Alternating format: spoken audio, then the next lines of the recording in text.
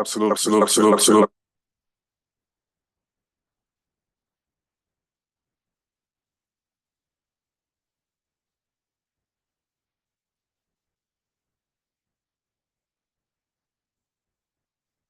Here in Commissioner G. Feller's backyard of Russell, Kansas. And look forward to our meeting today. I'd like to have our commissioners introduce themselves. We have Commissioner Lister online. She's to my furthest left. I'll start with her then.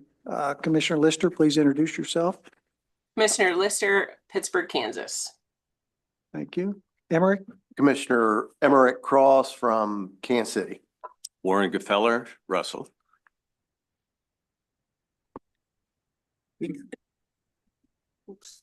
Will Carpenter, El Dorado. Keith Mark Baser. Bruce Riedel, Ellenwood. Thank you so much. Mr. Secretary, you and your staff, please. Christopher Kennedy, Secretary for the Department of Kansas Wildlife and Parks. Curtis Wired, Chief Counsel. Jason Dixon, CIO. Megan Dieters, minutes. All right. Thank you so much. Are there any additions or deletions to the agenda by staff or commission? Moving right along. Okay, approval of our April 2025 minutes. I move to approve. Hey, hang on just a second. There was a correction. One of the gentlemen that testified here on these pages aren't numbered, but it's Raymond Koch. You have Raymond Koch, it's Raymond Cook. So Change of name. that, yeah, just change his name. It's Raymond Cook. Very good. With that exception, there's a motion to approve. Is there a second? I would second. Very good. Any further changes? All in favor, say aye. Aye. Aye. Minute. Thank you. Minutes are accepted. We're already at number 5, department report. We have a public hearing on administrative rules and regulations. First up is Kansas duck zones with Tom Bedrowski. Thank you, Tom.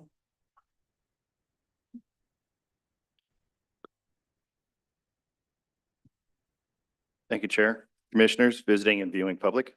I'm Tom Bedrowski, the Migratory Bird Program Manager serving out of Great Bend, Kansas. Today, I'll be providing an overview of why and how duck zones and seasons are structured, as well as providing one suggested change to a duck zone boundary. Commission action will be required today if any changes are to be made.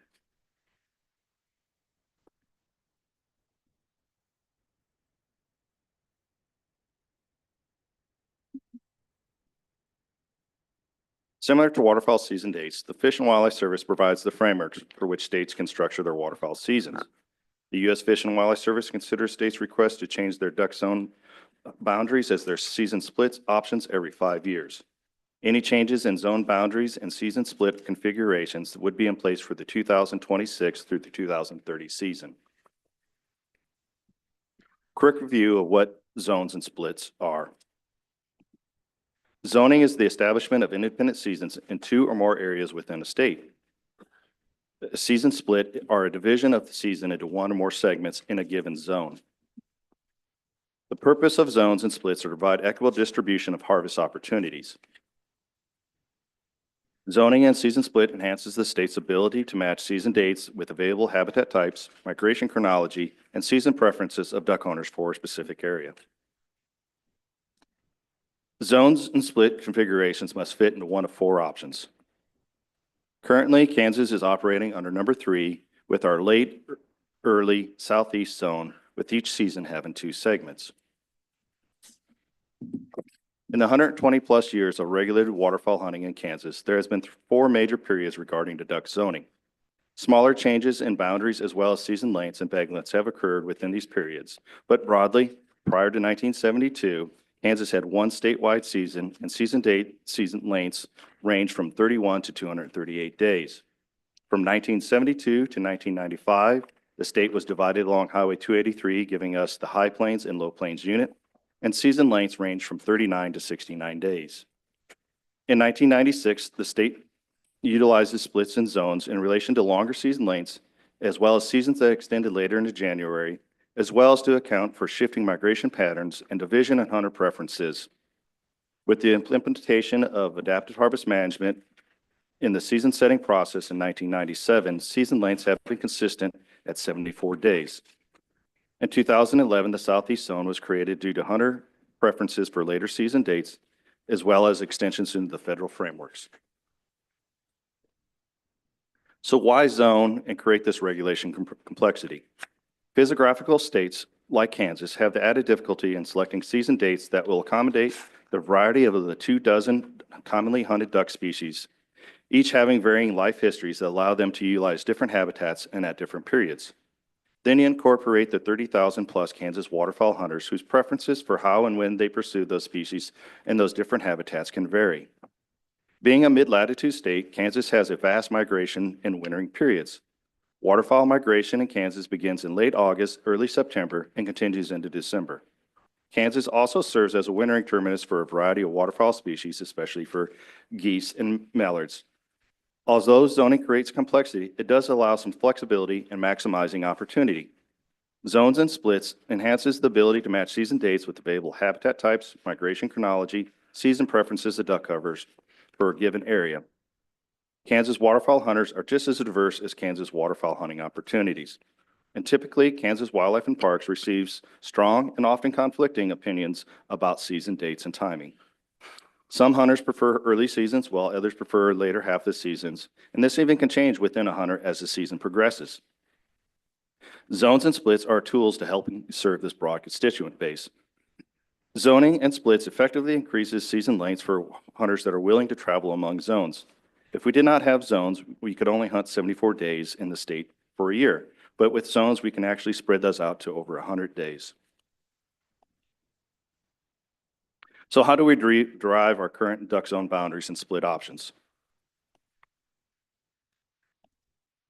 There are a lot of options in deciding what's best for season structure. We can use geographical and landscape features, often are a good start.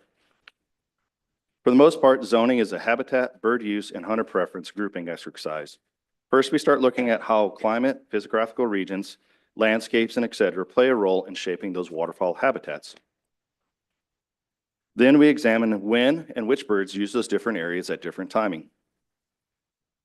And the last component is when the hunters want to place the seasons, as well as their timing of participation and their hunting success in those varying habitats.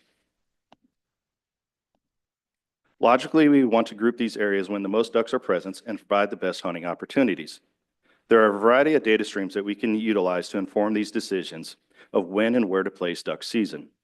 First, we can look at when the ducks are present in different areas of the state or habitat types. This would include coordinated waterfowl surveys like Kansas Wildlife and Parks Biweekly Waterfowl Survey, the Midwinter Waterfowl Survey, each which having over 60 years of data. There are several past and ongoing telemetry studies. A few examples in the last 2 years, we've placed over 100 GPS transmitters on mallards in southeast Kansas and nearly 200 transmitters on cackling geese along the Central Flyway. And there's been similar efforts on white fronts and northern pintails in the recent years. We can also utilize citizen science programs like eBirds that can assist in indicating peak duck abundance. And this has been supported well with a recent University of New York study with Kansas Wildlife and Parks. We not only look at when most waterfowl is present, but also when most waterfowls go afield and have the most success. So this we can use for examples of looking at examining these patterns are the U.S. Fish and Wildlife Service Hunter Diaries, U.S. Fish and Wildlife Service Parts Collection Survey, electronic check-ins at our state wildlife areas, as well as band returns. Lastly, borrowing from the social sciences, we listen to what the hunters want themselves, collecting feedback through public meetings such as commission meetings, targeted surveys, and direct hunter feedback received through phone calls, emails, and visiting hunters in the field. The U.S. Fish and Wildlife Service frameworks of season lengths, bag limits, season opening and closing restrictions provide the biological protections of waterfowl conservation. How a state places the limited number of hunting days within those restrictions of federal frameworks is just as much as a hunter preference issue than a biological one. Waterfowl hunting is a traditional sport. Season structure can be part of those traditions, and deviations from past seasons may lead to hunter discontent. Since the creation of the Southeast Zone in 2011, Kansas has maintained the same zone and season split configurations. In 2015 was the last time we had any large-scale boundary changes where the early late zone boundary was altered to move Cedar Bluff into the late zone. In 2025, Kansas Wildlife and Parks surveyed over 21,000 Kansas resident waterfowl hunters. And kind of a core summary of that, most hunters seem content with current zone boundaries and season dates. From that same survey, looking at a local scale, you see that the survey indicates that most are satisfied with current zone boundaries. We have one minor change for Commission's consideration. This is a proposed boundary change as a result of a new highway construction, Highway 1496 near Yagi to Sterling, Kansas. This change will better reflect the associated habitat of a portion of that zone being moved into the late zone, most notably a 6-mile stretch of the Arkansas River. This change will also provide a more notable delineation between those zones. Commission action is required this afternoon if any changes are to be made to Kansas duck zone boundaries or split configurations. Reminder that any changes would not be implemented not this year, but until next year in 2026-27 waterfowl seasons. Thank you for your time and attention, and we'll stand for questions. Thank you, Tom. We have questions from the commission. Okay, do we have questions or comments from the audience on this particular subject?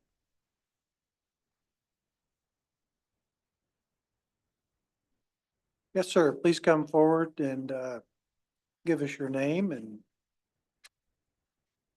your comment. I'm Kansas. We're giving too much preference to recreation and sport. We're not giving any consideration to the wildlife. Wildlife should be our #1 priority.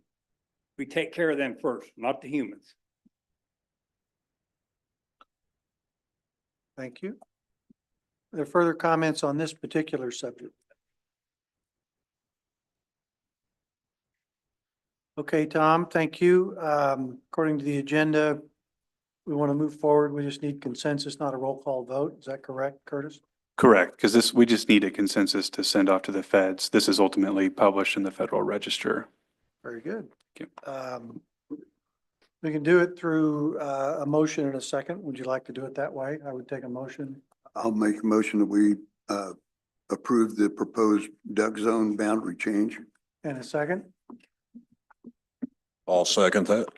Any discussion from the commission? All in favor, say aye. Aye. Aye. Aye.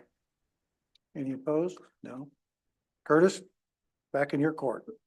Okay, and the motion passes. I think Yes, that's sir. good. We can record it and then we'll send communications off to the feds. Thank you. Thank you. Thank you, Tom. Just 2 short months for our first migratory game bird season. Creel limits, size limits, and possession limits. Brian Sowards.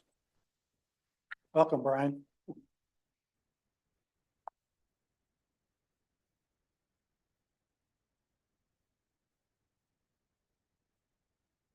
Good afternoon, Mr. Chair and Commissioners. I am John Ranke, not Brian Showard. Brian couldn't make it today. And I'm the Assistant Director of Fisheries Management.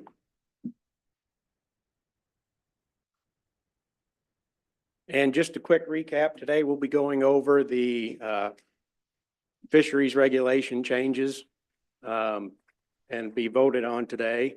A little recap of how we got here. In March of 2024, these items were on the general discussion for that meeting.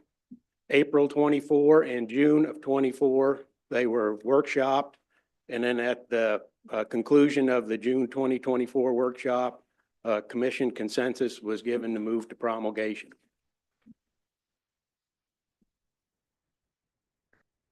Excuse me. The first one will be 115-25-14 BA.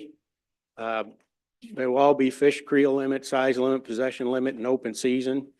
And this is a proposal to change the date of the trout season for type 1 trout waters from November 1st through April 15th to December 1st through March 31st. And the reason for this change is due to the continued rising costs of trout. We have to purchase these trout through commercial vendors for stocking. And as the price keeps increasing, it's overpacing our income from permit sales. So that's why we're pursuing this. And just to refresh everybody's memory, we have a type 1 trout water is a body of water that everybody who fishes that body of water must have a trout permit. We have a type 2 trout water, and that one requires a permit where just those anglers who are fishing for and wanting to possess trout have to purchase the trout permit. Okay, this next one here is just kind of some housekeeping. 14 BB, we need to remove the regulation for Mineland Wildlife Area, which reads November 1 through October 31, unit number 30, located in Mineland Wildlife Area. This location is already listed as a normal type 1. Okay, 14C, we are adding Shawnee Mission Park Lake and Kill Creek Park Lake in Johnson County to our list of type 2 water bodies. Johnson County has now re-entered our partnership with us as of January 1st of this year. So we're looking forward to this. Up until this point, if anglers wanted to fish there, they had to have the state permits and the additional permits that the county would sell, both fishing license and a trout permit. Well, now they will just need to have our state license and our state trout permit. And I know it sounds kind of weird that we need to cut back on how many trout we're buying because of the cost, but just looking at the first data up till now on trout permit sales coming out of Johnson County, they've already more than doubled. So we're confident this will maintain, and so this will be able to more or less pay for the trout in Johnson County stocking.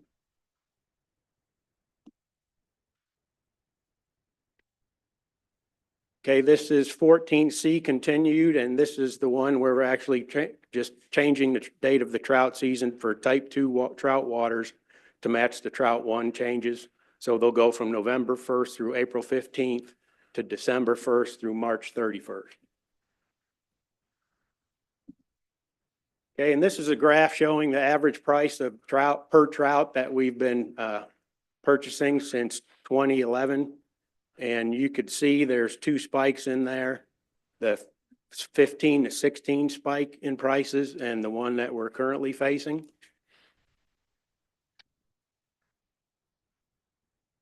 And here's the corresponding number of trout stocked during that same period. You can see that when had the first spike and increase of trout prices, we decreased the number that we stocked quite a bit.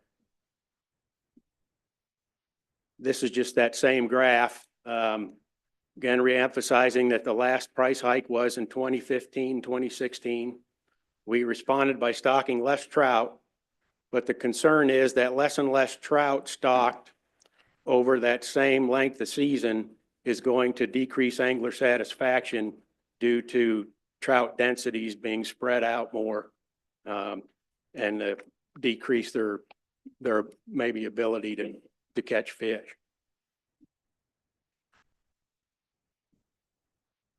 So along with that concern, we decided to survey our trout anglers to let them know kind of what we were facing and get their input on what they would feel comfortable with as a trout program going forward.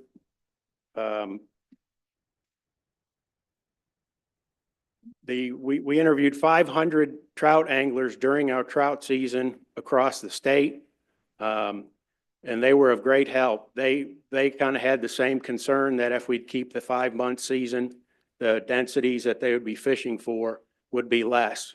On top of that, they told us that they really want to, the most important months of the season are January and February.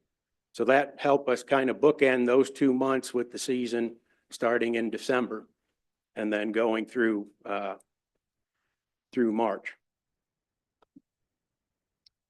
Here's a graph showing the program cost versus permit revenue. And this shows, like I mentioned earlier, that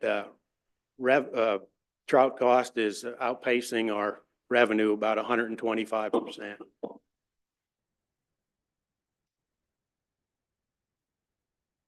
Okay, so the goal now is to fit our program expenses closer to permit revenues. So the first thing will be purchasing less trout. We're proposing to make the season shorter now to keep fish densities reasonable and acceptable to our anglers. We're going to market the program a little bit more and see if that will help increase revenue for us. We did a little bit of that last year and it did seem beneficial. And then the last one here, increase permit fees. We do have a separate regulation for that, which I believe will be presented at the next commission meeting. Is that right, Curtis? Okay. I think staff. Okay, another question we've received is why not add the cost of trout to our fishing license fees like a lot of other states do? Well, not all those states, but most of them have native trout that folks can fish for year round and survive through the summer. Like I mentioned earlier, our trout, we purchase those, stock them in the fall, winter time, but as soon as the water temperature gets near 70 degrees, they all die. So there's no trout fishing throughout the year, just during that limited season. We sell between 10 and 12,000 trout permits annually, which is only 4% of our certified, or 4% of certified anglers buy a trout permit, sorry. And so it's a hard sell to increase fishing license fee for everyone when it's just 4% for the trout program itself. Should I take questions now or go on to the next? If you want to, I have one. Sure, go ahead. You bet. What's your thought if it never becomes profitable, and how long do you want to give that? Yes, we've discussed that and what other options might be. We're hoping that this along with our increase for the trout permit proposal goes through. And we're hoping sooner or later that the trout costs may start to plateau a little bit, but we can't count on that right now, and we cannot count on the fee increase being approved. So right now, this is our plan going forward, but yes, we have had discussions about that. And we even talked with our trout anglers about it a little bit. And they said it's not their primary recreation fishing as far as trout. It's kind of secondary, something to get them through the winter. Now, we do have some that are rabid trout anglers. I'm not suggesting we don't have those, but trout anglers replied that if the trout season would go away, we would still purchase our fishing license. So it wouldn't be like we'd lose a big chunk of our Okay, and constituents. But we hope we never have to get there. the fee increases, are they statutory now or are they regulated? Well, we have the cap in statute to move it up. So what we'll be at the next meeting will be a proposal to increase the fees on those. Okay, But they're within the allowable limits. but that'll be to a cap. I mean, they'll be eventually capped and we need to, I don't think actually, I don't know if this one has a specific cap. This is like an other fee or permit that the departments impose. So I don't think it actually has a cap on it. It's just the departments tried to keep the charge to what's necessary to run the program. okay. That's my understanding. So would the thought be to be fairly aggressive with that fee increase? Well, we'll talk about that more. But our trout anglers were agreeable to an increase, and some of them said that they'd pay double and triple. Now, that wasn't everybody, but. Can we use Dingle Johnson money, budget Dingle Johnson money to cover the shortfall, or what are we doing on that? Well, the current status right now, we're waiting to get some awards back from sport fish restoration money to buffer some of that. But right now, this is the money that we have available through our wildlife fee fund for purchasing these.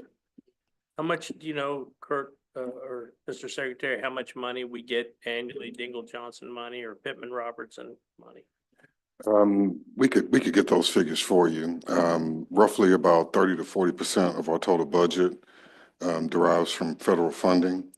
And we've obligated those funds as far as we can. I mean, those funds aren't just utilized for trout, but a variety of fish and wildlife management activities. And on your other question, I think there are other efficiencies that we could utilize. And we haven't talked a whole lot about it in case the cost of trout continues to go up. I think we could look at like a delayed harvest, where, we try to promote that those anglers catch those trout 2, 3, 4 times before they're actually harvested. And so there's some other things that we could do to enhance it, but I think John is on the right path. We want to survey our trout anglers and see how they would feel about that. But there are other things that we could do to try to stretch the utilization of those trout even out farther. This isn't directly applicable to that question, but just for your reference, what will come up before you at the next commission meeting will be an increase from $12 to $17.50, and then you add in the $2.50 processing fee. Is that correct? Right. For the trout stamp? So it's an increase of $5.50. Yes. John, I'm just going to use Shawnee Mission Park, that example. So before your agreement or contract with them, they provided the trout. Have we thought about approaching those counties or cities or whomever to supplement the cost of the trout in any way? I mean, they did it before. Right, and some of them still do. And matter of fact, Johnson County had the money already budgeted, so they bought the trout for this spring and will this fall. We're seeing all the profit for that. And then we will start the actual stocking of them from our side starting in January. Okay. But some of the communities have, we call it a winter fishing opportunity Mhm. where they partner with us for that too. Okay.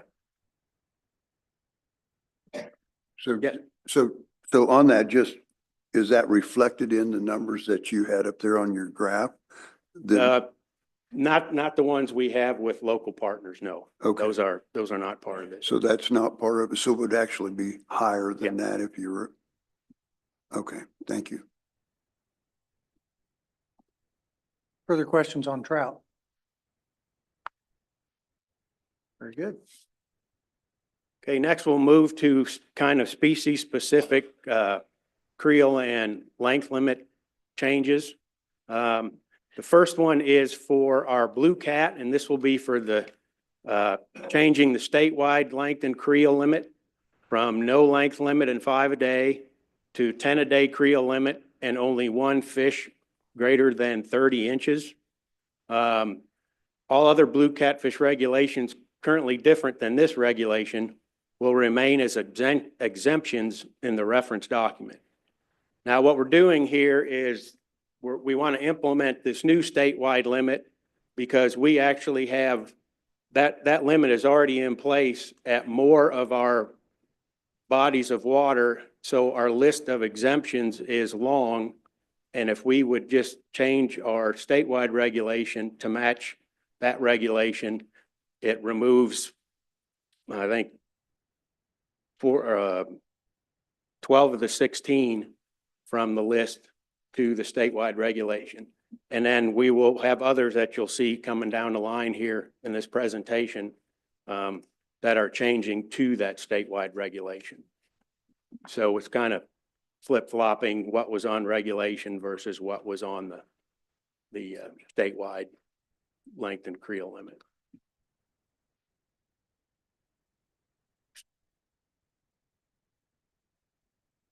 And then this here is the changing the statewide length and creel limit again.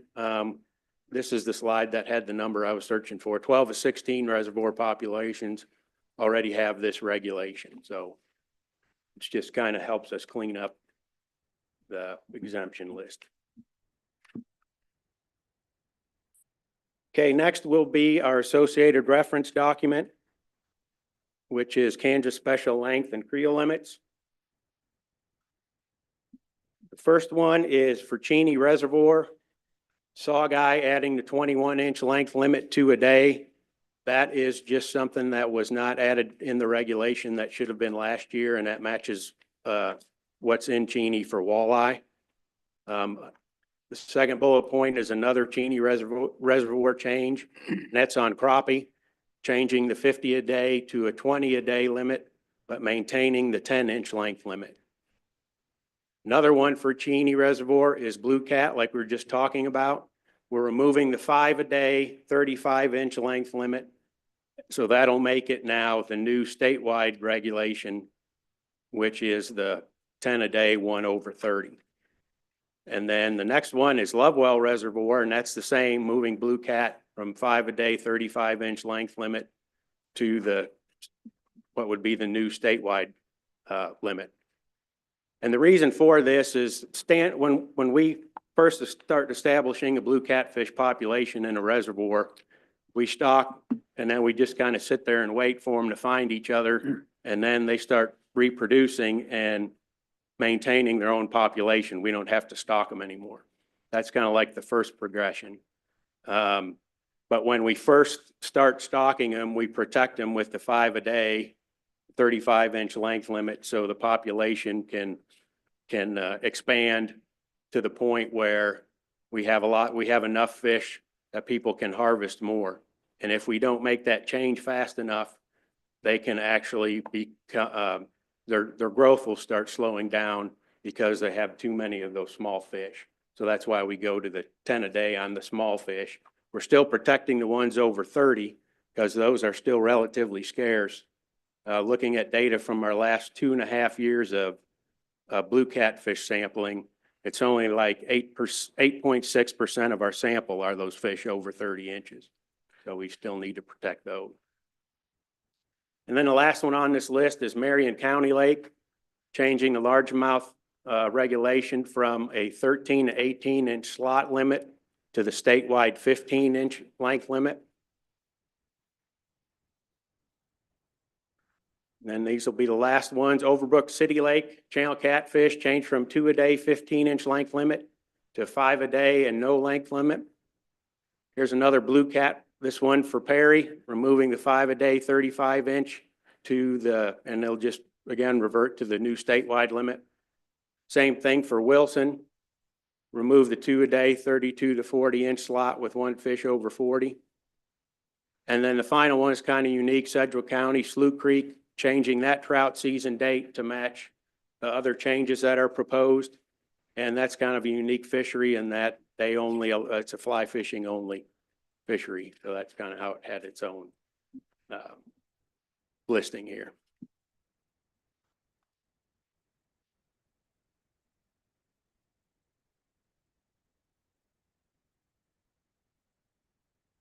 And then with that, I'll stand for questions. Okay, Commissioner? Thank you. Carpenter. On El Dorado, was it one of the 12 that goes back to the 10 a day? Yes, El Dorado's, yes, it's, I Okay, believe it's been at that for a couple of years now. all right. Yeah. Thank you. You're welcome. John, Yes. unrelated question, but I've seen in the news that the water levels at Cheney Reservoir have come up significantly. Yes. Impact change, Well, anything happening there positive that, yes, this is definitely going to be a positive. We won't see the results of it till maybe towards the end of next year. Unfortunately, it came up too late to help provide new spawning areas. So we won't see year classes until next year, but we have enough new habitat inundated now where they'll take advantage of that next year.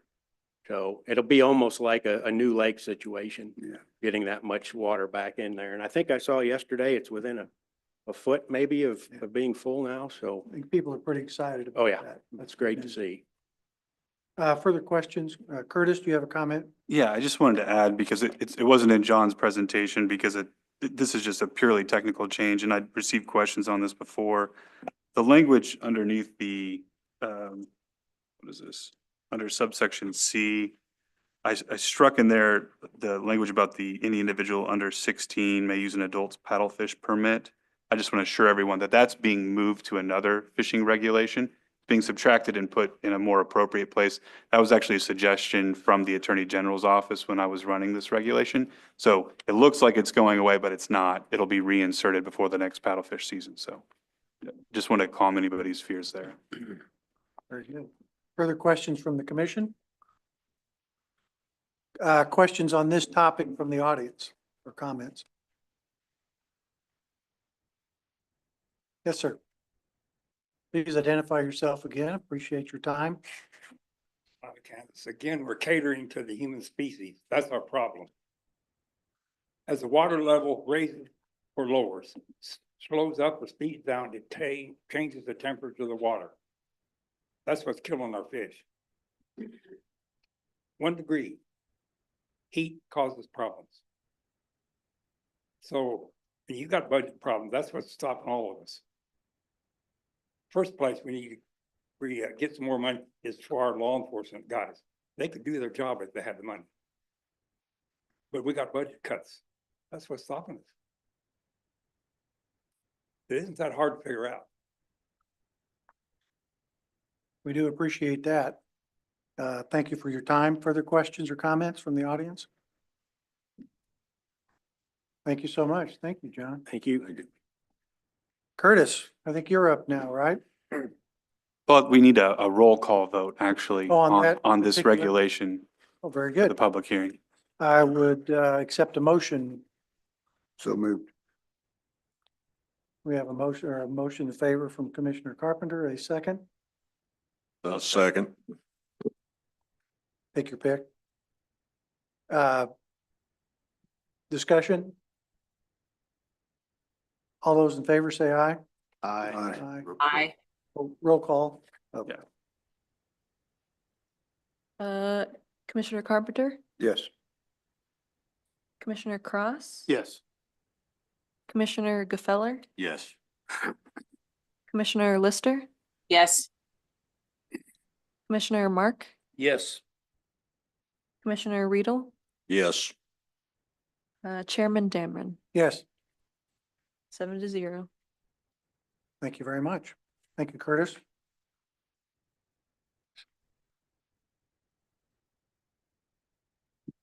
Okay, moving on to regulations and promulgation. You can see there the list that's been updated.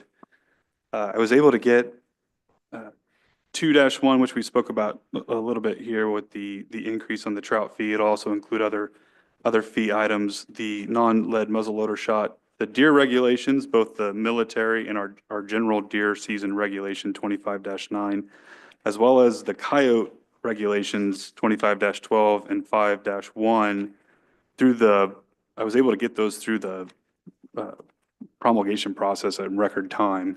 It was quite a Herculean effort. Many of them got through on their first pass, which I was told hasn't happened in years. So those have been noticed up in the Kansas Register for the August meeting. So those regulations will be before the commission to vote on those at that meeting. Very good. The remaining ones there, you can see at the bottom, they are still with the Department of Administration. So they're still in the process. I have a quick question. If it's voted favorably in August, would it be enacted for the start of the September 1 date? Yeah, so on this year, the answer is not for September 1, but right after the season will open usually on September 1, then it closes immediately for the youth, disabled, and then the muzzle loader. So there's only about a week period in there. The regulation doesn't become effective until 15 days after it's published in the Kansas Register. And based on the timing of the vote, it'll basically 15 days falls right at the beginning of the youth. So we'll just miss that little part. You'll just miss 1 week this year, and then it'll open up in October. And then next year, if it's passed favorably, then next year it will start on September 1. And then you'll have that about week in there. That it, Curtis? That's all I have. Questions for legal counsel? Curtis, thank you for the additional verbiage on this section. That helps me, lets people know too when they call me, what's coming up and what our action we're going to take. I appreciate that. All right, thank you, Thank you. Curtis. We're now at the first of two general public comments. We appreciate those of you who have come here and want to express your positions and opinions to the commission. We would ask you to come forward to the microphone, identify yourself, and look forward to hearing from you. Yes, sir. Our first volunteer. Thank you.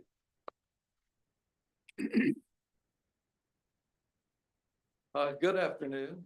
I'm Felix Rivello. I look forward to visiting with Secretary Kennedy and the rest of the commissioners this afternoon. We thank you for the opportunity for ordinary citizens to come before you and express their opinions on different topics. We believe that direct citizen participation in government works best. So what I'm visiting with you today about, and before going any further, I should mention that I'm the conservation chair of the Kansas chapter of the Sierra Club, a nationwide environmental organization of about 3.5 million people. The Kansas chapter has about 5,000 Kansas members. So I'm here to represent them and a lot of people who agree with us on the particular issue that I'm prepared to discuss. And this is, we're advocating on behalf of the ornate box turtle to stop turtle races for a number of reasons. In particular, ornate box turtles are the most commonly raced species. We know that they are experiencing severe population losses. And the over 140 turtle races, and that's a low estimate, here in Kansas, with about 2,000 turtles raced annually, is adding to the severe population decline.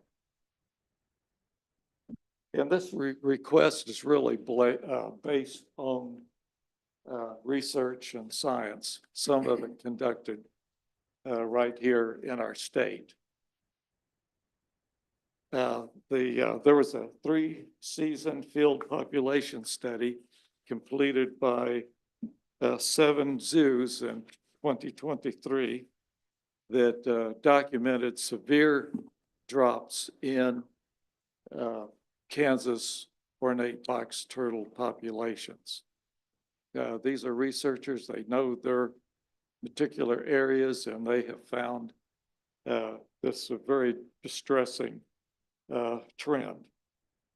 Also, we note that Dr. Benjamin Reed, who directs the Washburn University's Turtle Research Program, supports these findings of severe population loss. Now, I have to say or add that both Dr. Reed and the researchers from these 7 zoos feel that one of the main, perhaps the most significant cause of loss in ornate box turtle populations is poaching for sale into the worldwide illegal wildlife trade. But the thing is, there are other serious threats existing for the ornate box turtle.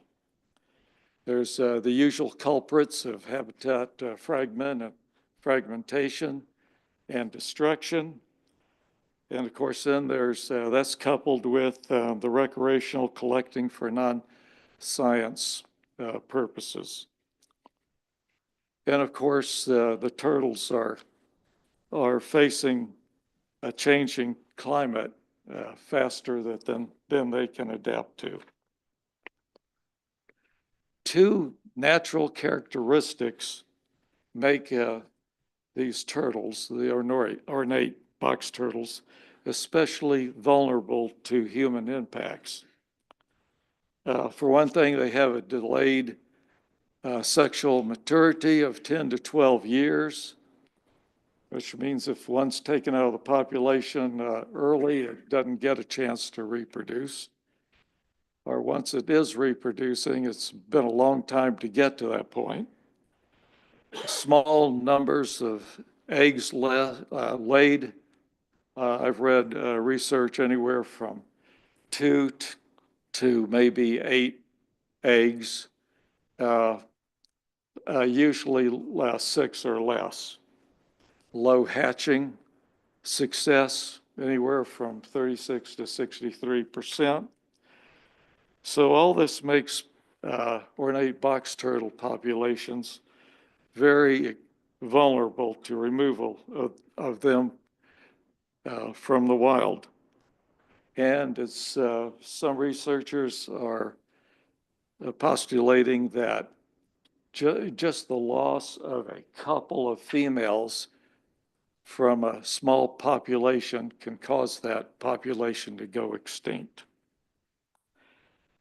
And probably one of the most serious aspects confronting ornate survival related to turtle races the ornate box turtles survive by persisting long enough to become perfectly attuned to their home range, where they learn where to find all their needs for food, water, and shelter.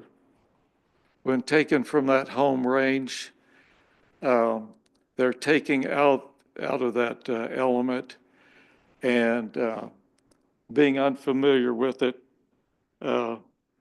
they have a difficult time of adjusting to any new habitat before they die. Then there's the, as far as getting to the turtle races, of course, they have to be taken out of the wild before the race. And what we think is happening is that they're being unintentionally harmed by people who do not know how to care for their life needs, their nutrition, their hydration, temperature requirements. Then once they get to the turtle race, or perhaps even before they get to the turtle race, they're brought together in large numbers, confined in small tubs or whatever, and crowding in close confinement leads to transmission of disease from infected turtles to healthy turtles. And then once those turtles, all these turtles are released to the wild, there's a potential for infecting, turtles that are already out in the wild.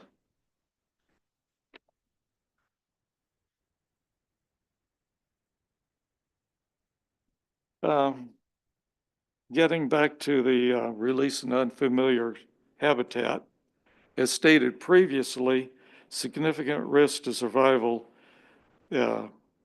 upon release to familiar environment is highly likely. One study says that maybe about half will survive being returned to the wild outside their home range, which is really a pretty small range. It's only generally about the size of a football field. So if they don't make it back to that little football field sized habitat that they're intimately familiar with, they might not survive long enough to find the resources they need to survive. And of course, this is more than just an animal welfare issue. Ornate box turtles are essential actors in a complex environmental, ecosystem, not all of which we fully understand yet.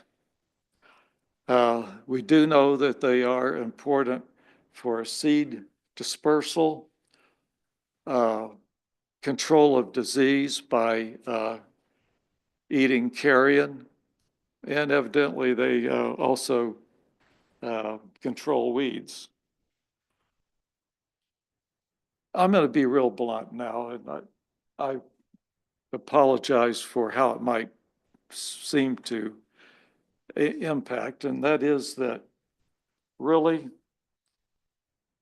it's time to stop treating ornate box turtles like cheap toys. We know they're essential actors in our ecosystem. We need to do something different. We feel that allowing casual mistreatment of any wildlife species for circus-like amusement, like we have at the state fairs and similar events, degrades the value of our natural heritage. We don't allow other species to be raced, as far as I know. And I hope that's the case. I haven't heard of any raccoon races lately, have you? So what I'm saying, joking aside, I'd ask that we apply the same wildlife management standards to ornate box turtles as we do other animals. That's especially important because of the documented severe decline in their populations. So we believe that the Kansas Department of Wildlife and Parks has existing regulatory authority to stop turtle racing. And we certainly ask you to take that authority and exercise it. And mainly because we hope to protect these turtles with their severely declining populations from slipping into sink or threatened or endangered status, where it would really cause a lot of problems for the state to manage these turtles. So again, just to emphasize, we ask that we believe you have existing regulatory authority and please exercise it. And that brings me to the conclusion of this. And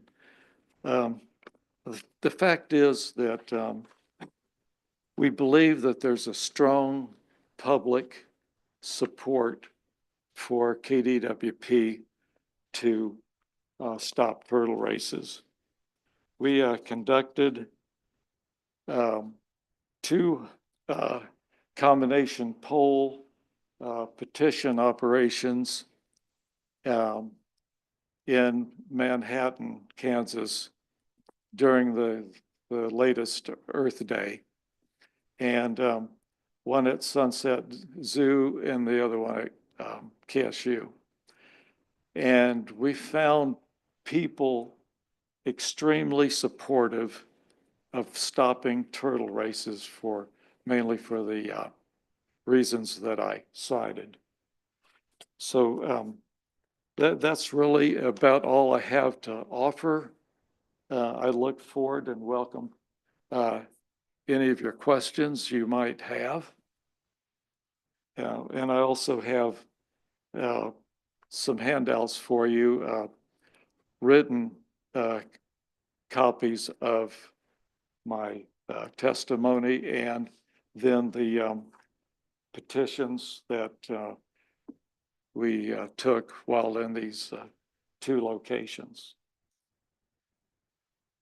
Thank you, Felix. I know we have a question from Commissioner Carpenter first. Thank you, Felix, for being here, and I appreciate that. So in your studies of mortality for these turtles, have you ever tried to address turtle vehicle accidents? I think that is a huge mortality issue for box turtles. I see them on the highway, you know, I wouldn't want to say by the hundreds, but I see a lot of them on the highways. Have you ever thought about doing an awareness campaign or something like that, the Sierra Club, to have people avoid hitting box turtles? Well, during this poll and petition campaign, we did that with the people that we contacted. And we note that there is KDWP literature which addresses that issue, trying to get the turtles off, taking them off the road in the direction that they were headed, understanding that human safety comes first. As much as I love ornate box turtles, I'm sure as much as any of us do, we don't want somebody injured or killed doing it. But yeah. Thank you. I appreciate the question. Felix, I have a question. So it sounds like that you either have anecdotal information or some kind of statistical information about how many of these races occur a year. You cited 140. Has there been a communication effort with those that organize those? I assume most of them are like affiliated with a state fair or a county fair or something like that. Correct. I think from experience, it seems like the people that really tune in to those kinds of issues of concern for nature are probably the same people that are bringing the turtles to the races, but people from 5 to 15 years old, I think can be very influenced by information of this may be fun, but here's maybe why you should find something else to do. I think they could gravitate to wiener dogs or something like that. I've seen That's that. funny. I think I might have even heard that already. Yeah, but some kind of a public information that targets those that are doing this, saying, maybe find something else. I agree with you 100%. And we are starting a public information campaign that does exactly what you're saying. We're developing a news release to inform people about this issue.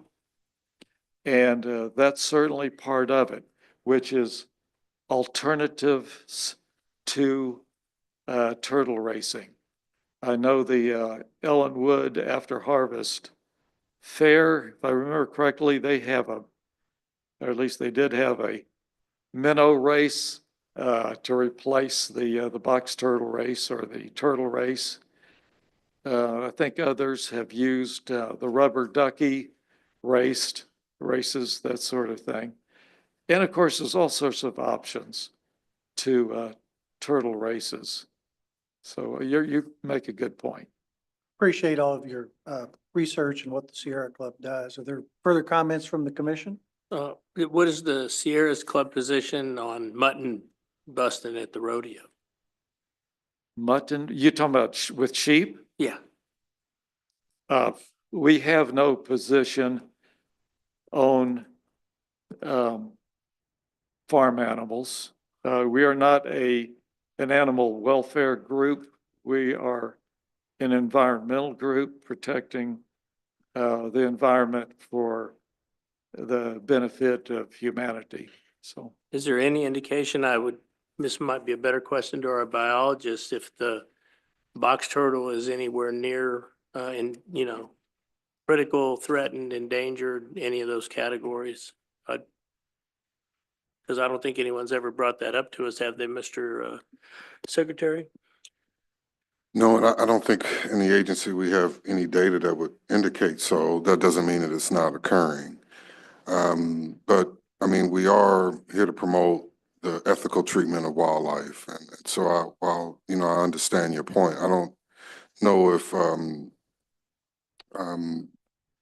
to the point where we would, try to regulate races or not, or whether that would be a good idea. Like several of the commissioners brought up, there are a lot of issues with the mortality of turtles that have nothing to do with races. But I have made quite a few notes on how we can cooperate. I mean, maybe we should be working with those communities at the state fair and the county fairs to talk about what ethical treatment is, and maybe our biologists can come up with recommendations on how the turtles should be treated, how they should be released.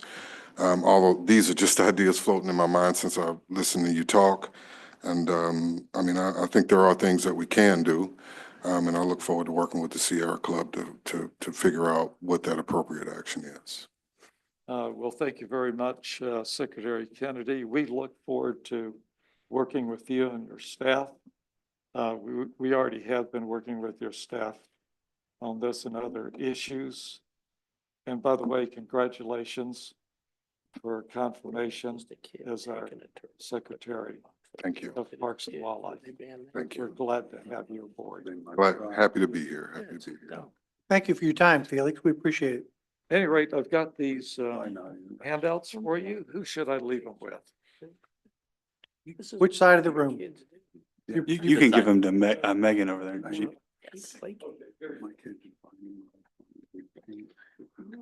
Okay, additional public comments. Yes, sir. Please approach and identify yourself. Thank you.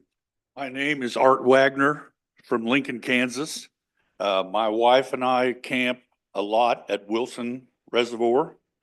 And I'd like to address a situation, if you want to call it, or epidemic concerning wildlife. Does everybody in here know what a pack rat is? Yes, sir. It's worse than you can imagine in the Hell Creek area, Big Blue Stem area. I could bore you with statistics of people having to have their vehicles repaired, what includes a tow truck, towing it to a mechanic. Last night, another lady is one of the cabin cleaners, has a very nice large motor home that had a pack rat in it for 2 days. They finally caught it and trapped it last night. But if you guys have ever dealt with one of them, they can do serious damage to your vehicles. They have 3 goals in life. Yeah. One is to build nests, basically under the hood of a vehicle. Number 2, they like to eat and chew. And number 3, reproduce. They can reproduce litters. They have 4 to 6 litters a season. That includes 4 to 6 animals.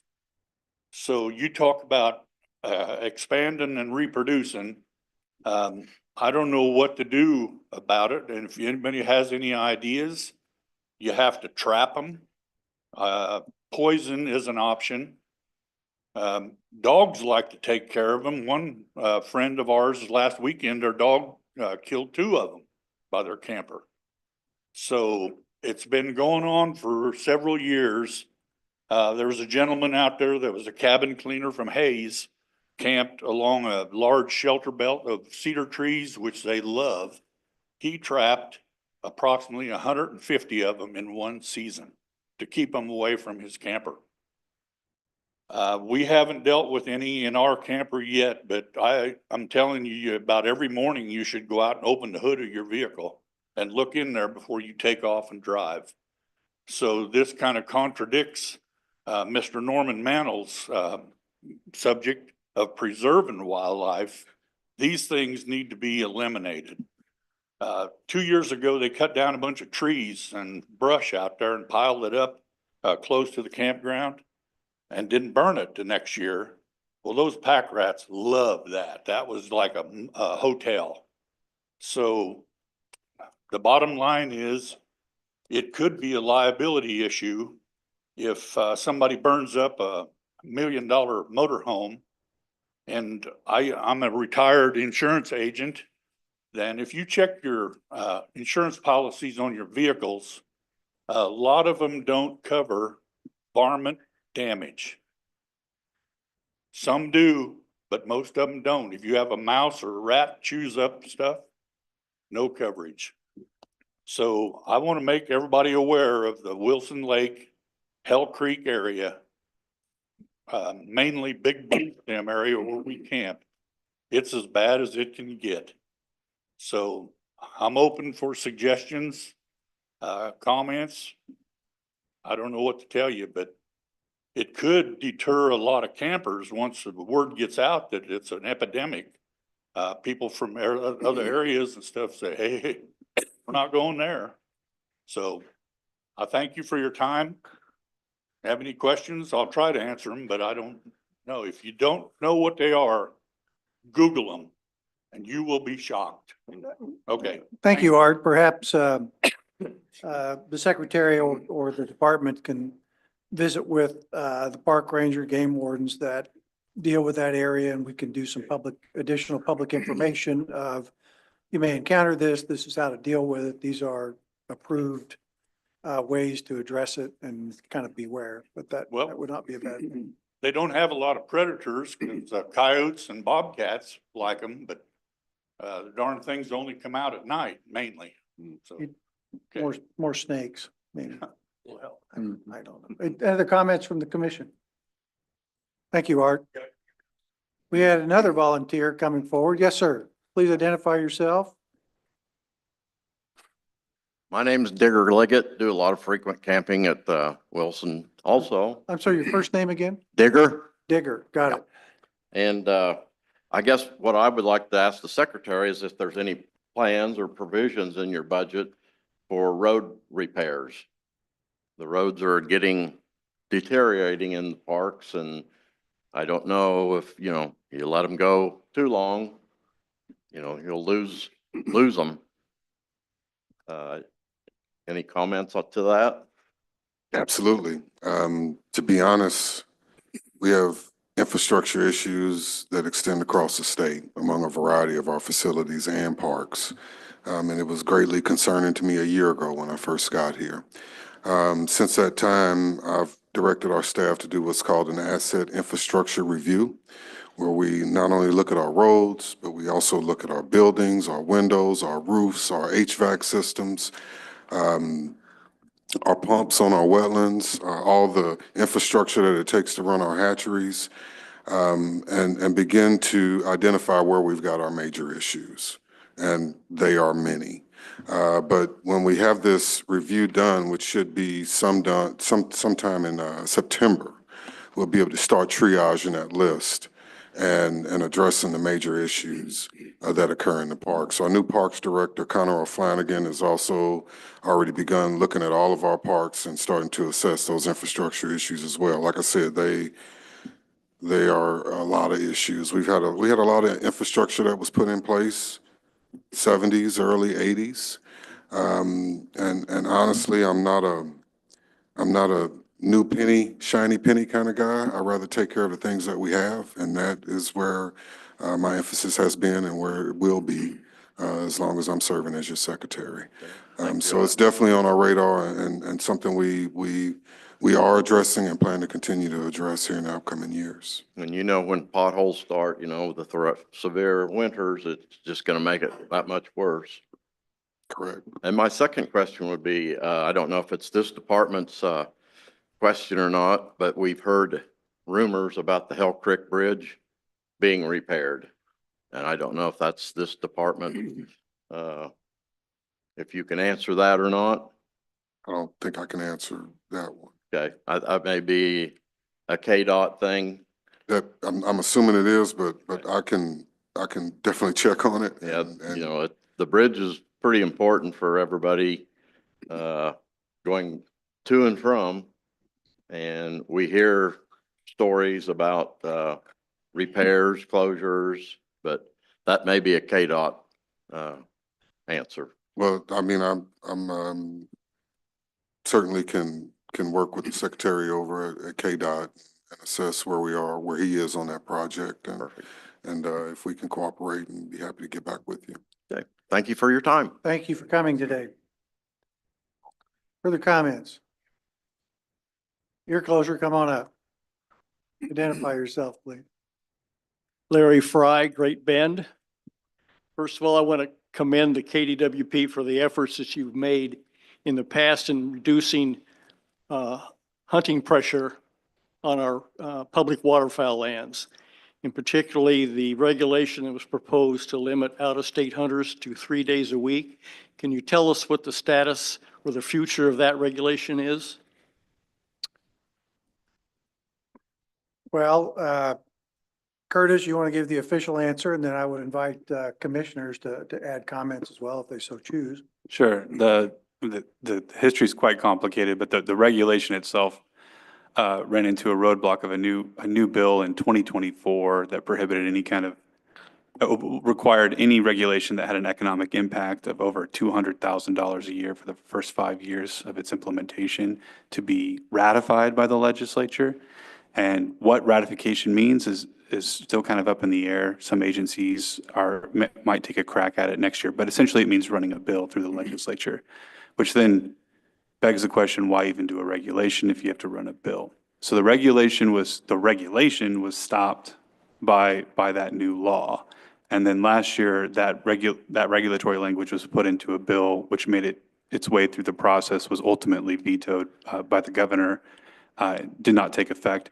And you'll hear later today from our staff who will talk about where we are in the history of the non-resident waterfowl matter. And then I believe this body will continue on with the subject. Okay. You said I'll speak for myself. Other commissioners can as well. I think this has been the issue that I've received more phone calls about, more emails and communication from people about doing something to try to reduce the non-resident pressure on waterfowl in the state of Kansas. I think it's still at the forefront of this commission to try to figure out what we can do. I think we're going to see some comparisons of what other states have done. And I think the fact that other states have moved in this area and we've been unable to date has just increased the pressure in Kansas. Kind of being one of the places of last resort that people are going to, but I think we'll continue to take a look at it, and I think you'll see some things going forward to try to address the challenges that we have there, to try to give our resident hunters greater opportunities than what they're seeing. Personal opinion. Any other commissioner want to comment at this point in time on this subject? We're gonna be talking about this later on. Yep. So, yeah, Yep. comment. Well, I'm happy to see that subject is still under consideration. And let me present my opinion. I believe that the most expeditious way of reducing the number of hunters on Kansas public acres and therefore hunting pressure is to reduce the daily bag limit to 3 ducks and 3 Canada geese. I'm primarily a duck hunter, and so the 3 ducks per day is my focus. I think that there's this would be a viable path for Kansas to take, and here's several reasons. One, there's virtually no cost to implement this change. All it would require is a vote from the commissioners, and changing of several numbers in existing waterfowl regulations. Secondly, it would require no additional regulations that would have to be approved legislatively. It would only require the approval of the commission. This is how I understand the way the commission works. 3, it would require no additional law enforcement, either as additional personnel or as additional duties for current law enforcement officers. Our present game wardens are already checking bag limits now. It would reduce the number of hunters in the field in Kansas in 2 ways. It would increase the attractiveness of other states for non-resident hunters, states with higher daily bag limits. And it would add some impetus to some resident hunters to reduce the number of days they spend afield. While this may have some effect on total hunter numbers, I believe the majority of hunter pressure reduction would come from non-resident hunters who, given a choice, would most likely select a state with a higher daily bag limit. It would result in the hunters that do decide to hunt in Kansas, whether resident or non-resident, it would result in them spending less time in the blind. As it is normally easier to kill 3 birds than it is to kill 6. Less time in the field per hunter equals fewer hunters in the field at any given time, which is the very definition of reduced hunter pressure. And it would not single out and penalize one class of hunters, which was a big objection to the 3-day for out-of-staters, was that it discriminated against out-of-state hunters. Neither the non-resident hunter nor the Kansas resident hunter would bear the brunt of reducing hunter pressure under this measure. Every hunter would be free to purchase a Kansas hunting license and hunt in Kansas on any given day or not. I believe enough would choose to not hunt on a given day that it would have a profound positive effect on hunter pressure. And if you reduce the daily bag limit, it could be reversed at any time, just as easily as it was implemented. Over the last 2 years, I've given much thought to alternative methods of reducing hunting pressure on Kansas public wetlands. And I know you guys have as well. It's obvious from the work you've done the last several years. I believe reducing daily bag limit would be the easiest, least costly in terms of manpower and dollars to implement and enforce, and the most equitable way of achieving that goal. I thank you for your time and your patience with me. Thank you, Larry. Questions or comments from the commission? Yes, sir. Thank you, and thank you for all your hard work on gathering that information. I'm not sure we have the ability, Curtis, do we have the ability to limit non-resident by the federal regulation? Is there a separate category for non-residents? I would be surprised if there was because of the Johnson or the Roberts and Pittman Act. Correct. Yeah, I don't think there's a way to differentiate between it. We just voted on the bag limits in the last commission meeting. So that would require a different apparatus. But we are working on things. Thank you. Further comments? Thank you, Larry. Further public comments? Yes, sir. Once again, please identify yourself for the audience. Lauren Madam Salina, we have met the enemy, and it is I. Greed is an animal that requires blood. We're greedy. We're destroying the environment. You want to start putting up stuff. What about inspecting out-of-state boats for being weed-free of invasive species? Kansas used to have a port of entry. I know I used them back in 1948. My dad and I hauled corn from Nebraska. I think he had more than corn in there. Other states have it. Why don't we inspect these boats from out of state? Western states have these requirements. Why not Kansas? Have law enforcement at the boat ramps. Inspect for all violations. I have seen people catch fish at Milford and they don't even clean them. They let them rot. We've got a problem. We need more law enforcement. We can't afford them. We're going to have to pay more taxes if you want them. You can do it. Do we control population for necessity or what?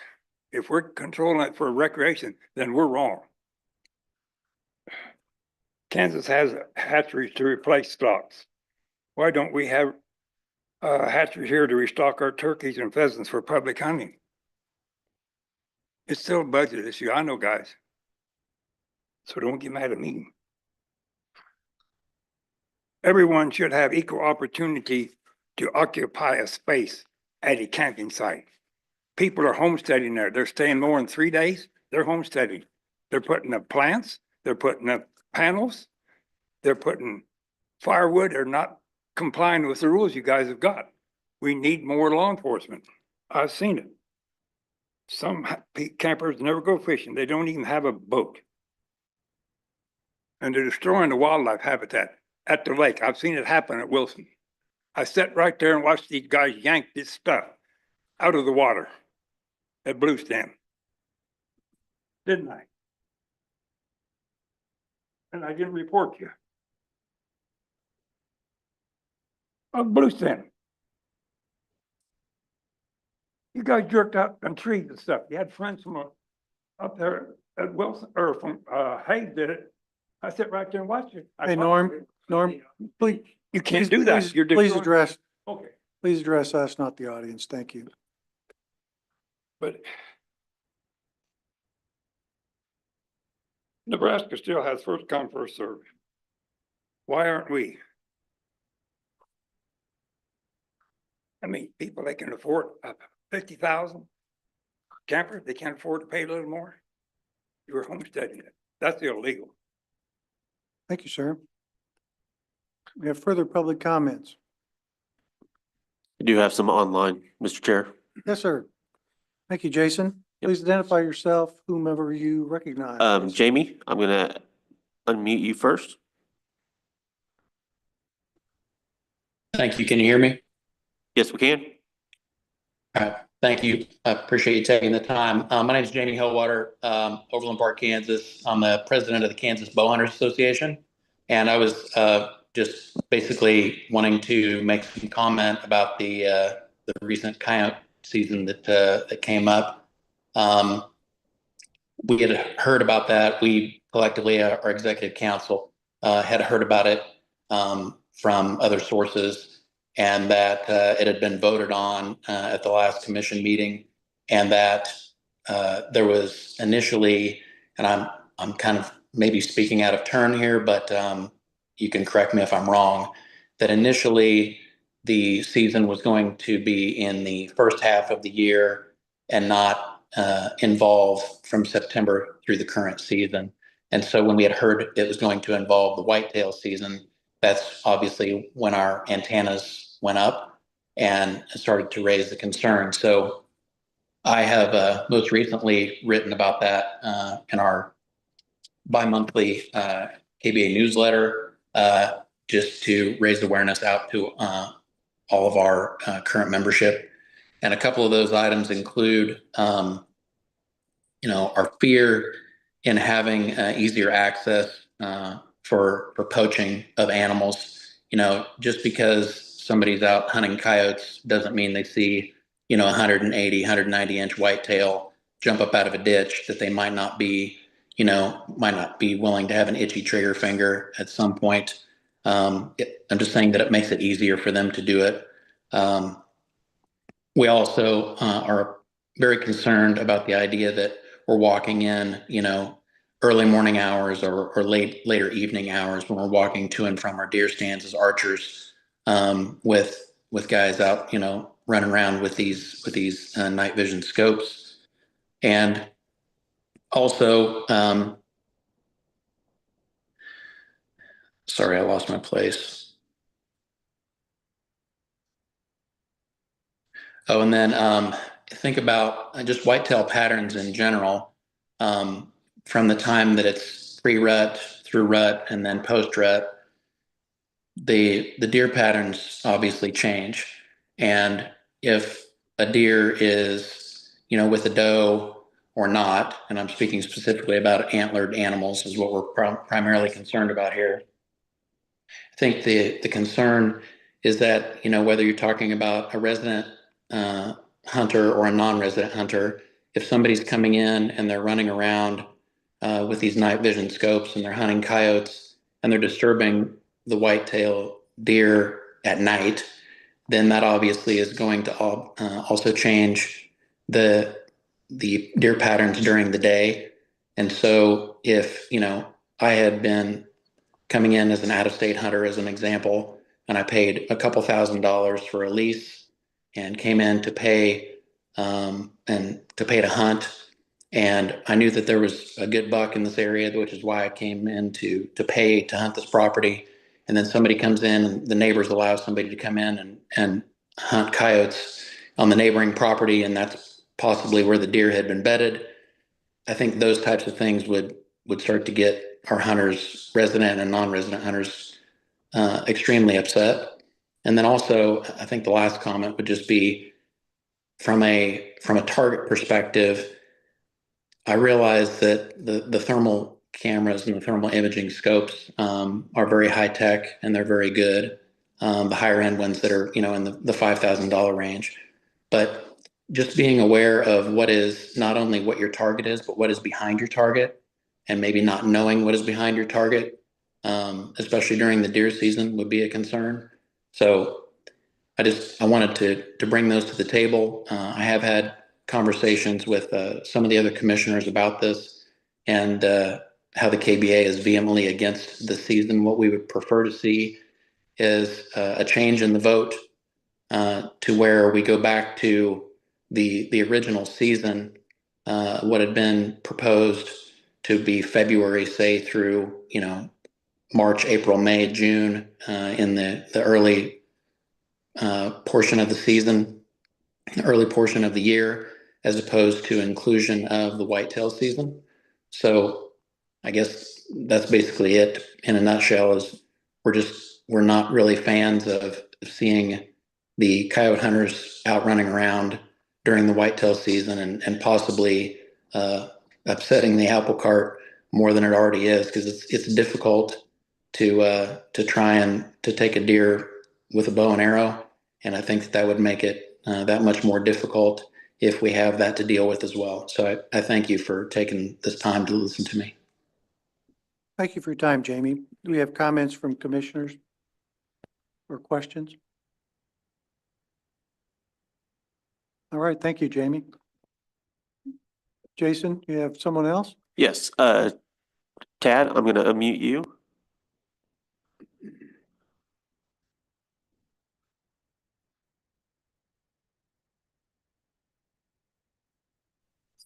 Oh, sorry, Tad, I muted you.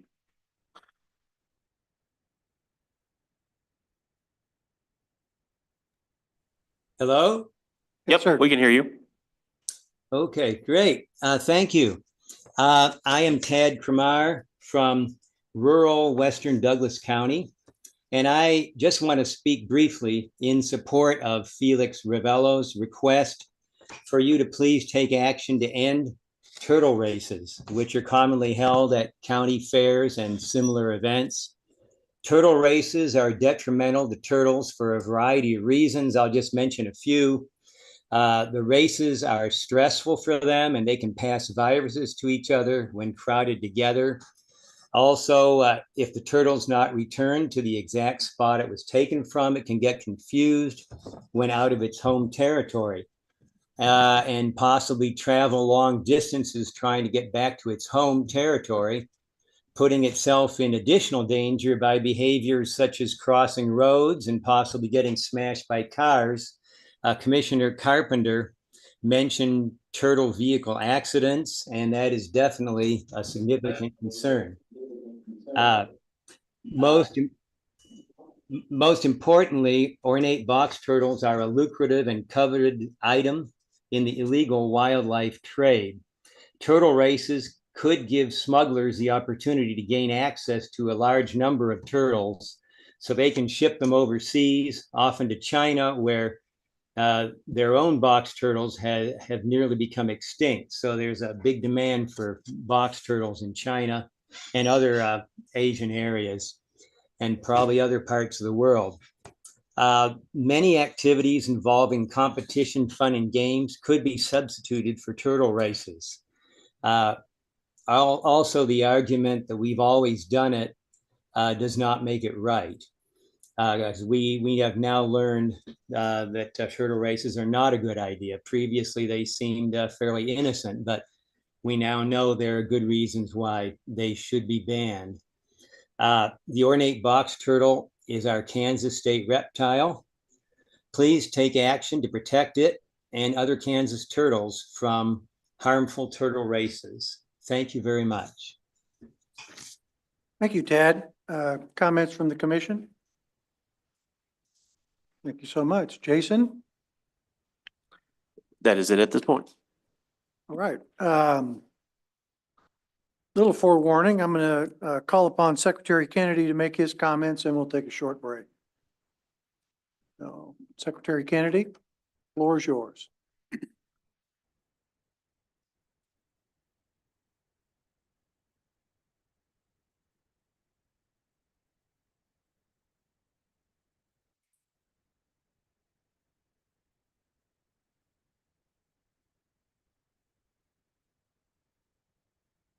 Thank you, Mr. Chair, commissioners, everyone here in Russell today, and those of you joining us on the phone.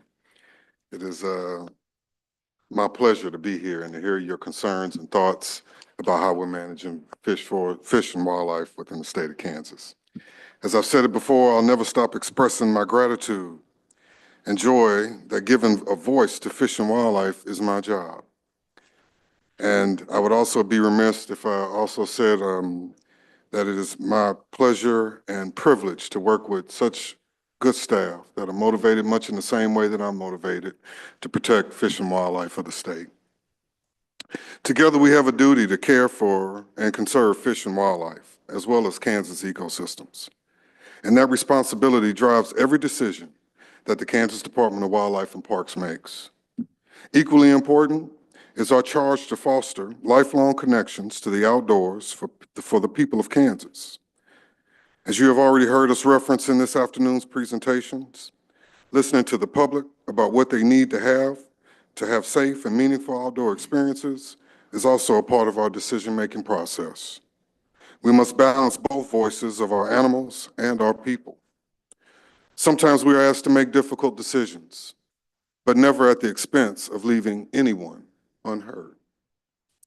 Community insight, whether collected from anglers returning from the trip on a lake or through a post-hunting season survey or raised in a Wildlife and Parks Commission meeting much like this one, always provides valuable context, enabling us to deliver sustainable conservation and recreation across Kansas. You will next hear from our staff about some of the topics that have proven challenging, as no simple quick fix is apparent. As requested at our last commission meeting, I've asked our staff to provide a history of past efforts to address the changing dynamics of waterfowl hunters on Kansas public lands. Following that, we will share how our adaptive management of wild turkey populations across the state allows us to be responsive, and nimble. Both are informational presentations to provide a foundation for future discussions, but they do not suggest any specific regulatory proposals at this time. Commissioners, you not only have your own thoughts, but you are also an essential conduit through which the public speaks. The regulation I'm proposing turns up the volume on your voices and of those you represent across the state. It would allow us to explore potential regulatory pathways and be more collaborative. And it formalizes my commitment to hearing ideas from a variety of perspectives before decisions are made. I look forward to robust discussions as always, and I'd like to thank you for allowing me to be your secretary. Commissioner Mark, I also got some information about Pittman and Rollins. Yeah. If you allow me to pull up my. Yeah. So Dingle and Johnson apportionment for the agency is $5.6 million. The Pittman and Roberts apportionment for the agency is $17.6 million. The DJ apportionment is fully funded annually, and it's towards existing programs. And those are the funds that we are allowed to utilize for fisheries activities like trout we were talking about. And the PR funds would not be eligible to fund Right. the portion of the trout program. Right. That's why I asked Pittman Robertson after I asked Dingle Johnson, I know the difference. So. Yeah, I just wanted to Yeah, appreciate it. answer that question for you. Thank you, Mr. Secretary. Thank you, Mr. Chair. Questions from the commission? Okay, yes, sir. Post got done on the screen, but I would like to say something, but I know I'm out of order here. It's okay. Well, that's quite all right. We don't get too formal with order. So please step forward and identify yourself. You're all right. You're all right. Come on up. Ken Hickman, I'm with the Kansas Federation of Houndsmen, and I'm here to talk about the coyote night hunting season. And I went back. I was in the meeting in March where Secretary Kennedy presented the results from a survey, and I had to go back and through the video on it, but I got some figures from it.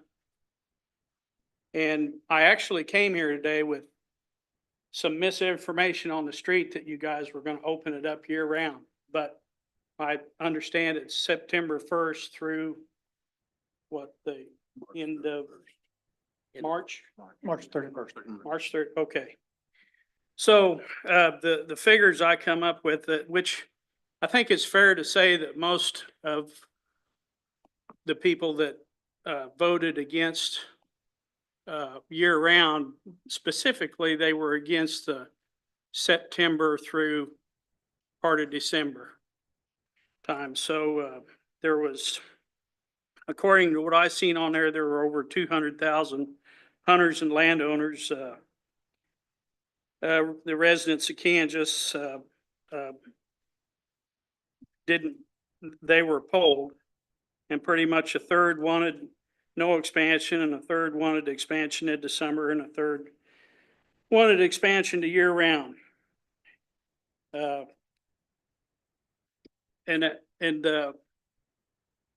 kind of, I outdone myself. I drawed out the graph kind of that you guys had on there, that what the secretary presented, and 44% of the night hunters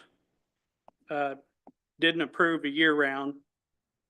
73% of deer hunters were against the year round. traditional coyote hunters, 73% of them, landowners, 60%, meeting attendees, 50%. And so I think it's fair to say that, that most of these people are not wanting the time from September through. I don't think they care much about the actual summer, which, the Houndsman group, we're not in favor of changing the season at all. But if we had to agree to something, it would be from, you know, the middle of December through the end of March, like it is now. But, so anyway, so according to what I figured out, that over 150,000 people opposed the proposal of year round. And like I said, it's fair to say that I think they're talking about the September, October, November part of it. I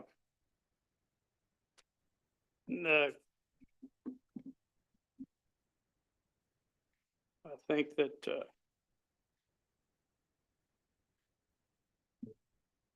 and I wanted to add that those of us that are close to this activity, we hear a lot of things that are going on. Some of us witness things that are going on. I'm a United Kennel Club Master of Hounds and bench show judge, and I travel over the eastern half of Kansas and parts of Missouri and Nebraska, and I hear the same stories all the time. And I've visited with the night hunting group, and we're gonna work together with them to come to some common ground and try to work together on things of policing our own. And so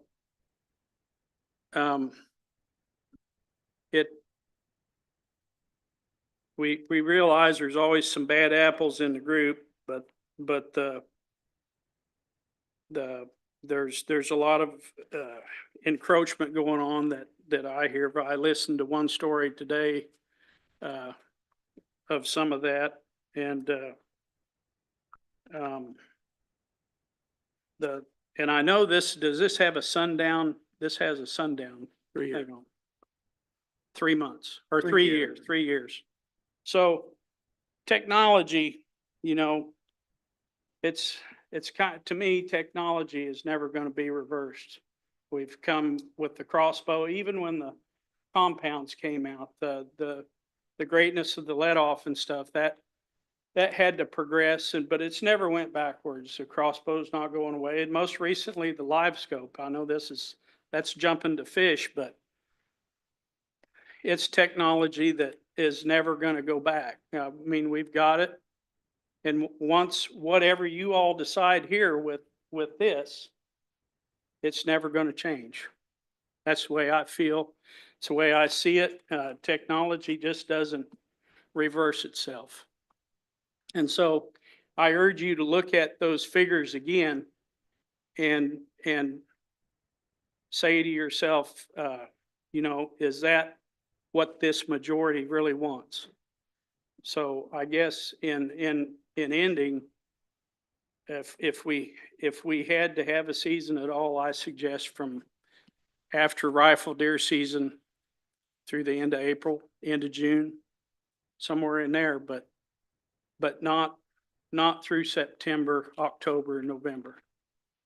So I appreciate your time and look forward to talking to you again.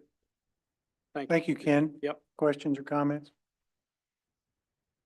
Thank you very much, Ken. Thank you. Appreciate it. Mr. Chair, Yes, sir. with that, we did have someone raise their hand right after we got out of public comment. Very good. Okay, Jason. Okay, Zoom user, I'm going to ask you to unmute.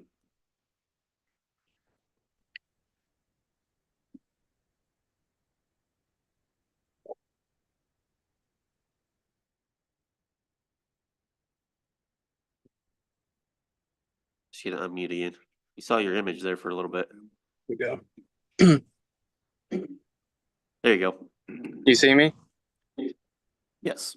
Hello. My name is Matthew from in Kansas. And I called a few of you about this situation. I know other states are adopting this, but I know non-residents, when they buy a deer tag, they don't have to, they just get their money back. I know Oklahoma, the state keeps that money, but we refund the non-residents, and we're always looking for money. The state is. I figured that would be a good place to start. I don't know if we can do anything about that, but that's a point I want to come across to you guys. And I know Kansas, the state public is like it's like 50th in the country for public land. I don't know if we can. Well, I was talking about budgeting. Non-residents, it's becoming crowded on public land because of this, because we have so little public land to hunt. I was just wondering if maybe we look at some situations like the refunds, maybe keeping that money and putting it to getting more public land. Also,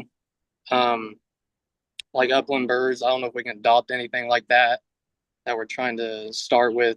Ducks, the 3-day limit for non-residents. I think that would be a good avenue.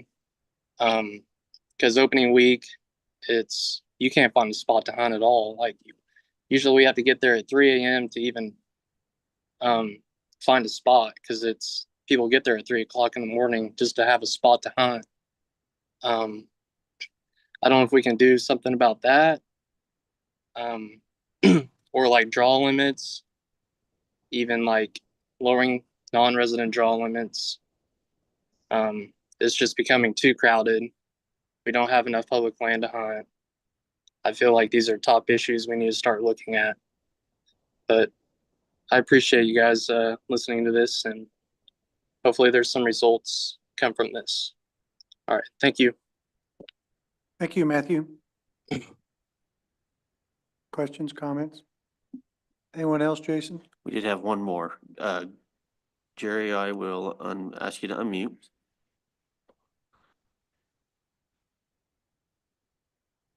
Thanks for the opportunity. I've enjoyed listening to some of these comments here. I was very interested in what Felix Ravello mentioned, and I'm just going to pass this suggestion along about the ornate box turtle in particular. The one thing I think that might make a big difference would be right now the possession limit for or having a ornate box turtle is 2 per household, and I think it'd be a major big step in reducing the impact on the ornate box turtle to limit that to zero possession per household. I think that would go a long way to save that. You might be able to maintain your turtle races, but I think that would be a big step by the commission to reduce the house possession from 2 down to 0 possession. That's all my comments, and thanks for the opportunity. Thank you, Jerry. Appreciate that. Do we have a possession limit on ornate box turtles? I thought there was one. Jerry referenced 2, but I'm 2. not aware. It's 2. Yes, sir. Or It is 2. 2. Okay. Very good. Further comments? Commissioner? Just backing up, refresh my memory. I've slept a couple times since we talked. How many coyote permits did we sell? You can get it after the break. And then what were we charging? I think that the charge was just the $250, which is the service fee, just so that we know the number of people who are night vision hunting. But wasn't there discussion about raising that fee? At the last meeting, I think Commissioner Lister perhaps maybe mentioned it, and then the chair, the discussion about maybe discussing that at a subsequent meeting, but there was a desire to keep it separate from the season discussion. Okay, very good. Thank you. And I'll get the night vision numbers for you in the break. All right. Yeah, we're certainly going to discuss the night vision issue when we're in Garden City in a couple of months when that regulation comes back to us. That regulation does have a sunset in it. I would envision that we are going to ask the department to bring us information on an annual basis that looks at number of licenses, to listen to concerns, complaints, or what have you from our staff, the people in the field, from the other stakeholders who have testified on this. But we are where we're at, and we're moving forward, and the public will have an opportunity to speak on that again, either in public comments later today or in Garden City. With that, we're going to take a break, and it's 10 till 2, so if I said come back at 2, you'll make me a liar, but we're going to try. But I would ask the commission, after the next two items, the waterfowl and the turkey, we're going to be talking about a proposed regulation that Curtis Wired is going to, our legal counsel is going to talk to us about a Wildlife and Parks Commission member placing something on the agenda. We have not had an opportunity really to see this language, so I would just suggest take a couple minutes to read it over before we come back, and then Curtis obviously will explain it and we'll discuss it. But with that, we're going to be in recess 10 minutes minimum, 15 max. So thank you.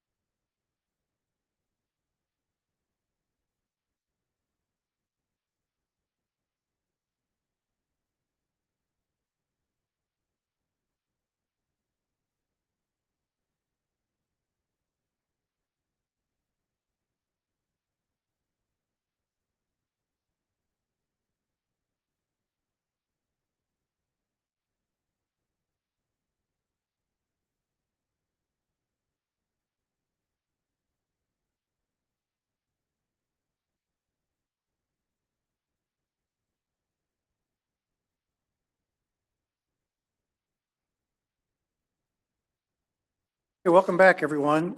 Informational items, review of department's efforts to address non-resident waterfowl hunting. Ryan Stuckey. Thank you. Yeah, thank you, Chairman and members of the commission, visiting public, and wildlife and park staff.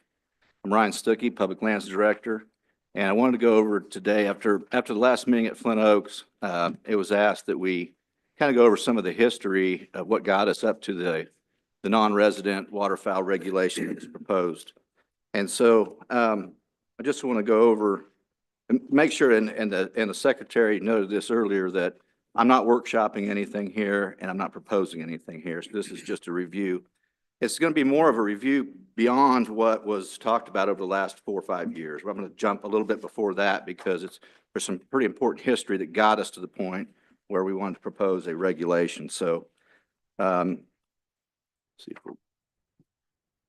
so today I'd like to go over, what were the concerns on the Kansas waterfowl concerns, and I also want to go over a spreadsheet that I presented in Garden City about a year and a half ago, and it was the public lands as compared to private lands. And when I say, and the reason why I did it then is because with this group, when we talk about public lands, we think of wildlife and park public lands. But when we talk to the general public, folks that maybe not be familiar with wildlife and park public lands, we're looking abroad. And so that's why I came back and said non-private lands, not just public lands. So I addressed the whole group of property that is not owned by the private citizens or companies. The other thing was the Kansas Public Lands Special Use Restrictions. That's the one I want to talk about that actually preceded all our discussions about the non-resident waterfowl regulation. And then, of course, the timeline that during the last 5 years. And then you also asked from the last meeting, what are the other states doing with non-resident waterfowl hunters or hunting? And so we'll move into the first one. And so what are the waterfowl concerns in Kansas? And one of the things that Deputy Secretary Schrag had mentioned, and I had mentioned in previous meetings, is that over the last 15 years, there was a lot of work done before the last 15 years, but over the last 15 years, we've done a lot of wetland enhancements. We've reworked dams, dikes, and levees.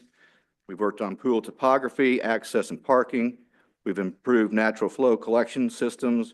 We've improved pumps and pump towers, water delivery systems, improved dewatering, our abilities. That's just to name a few. So we did a lot of good things for the ducks.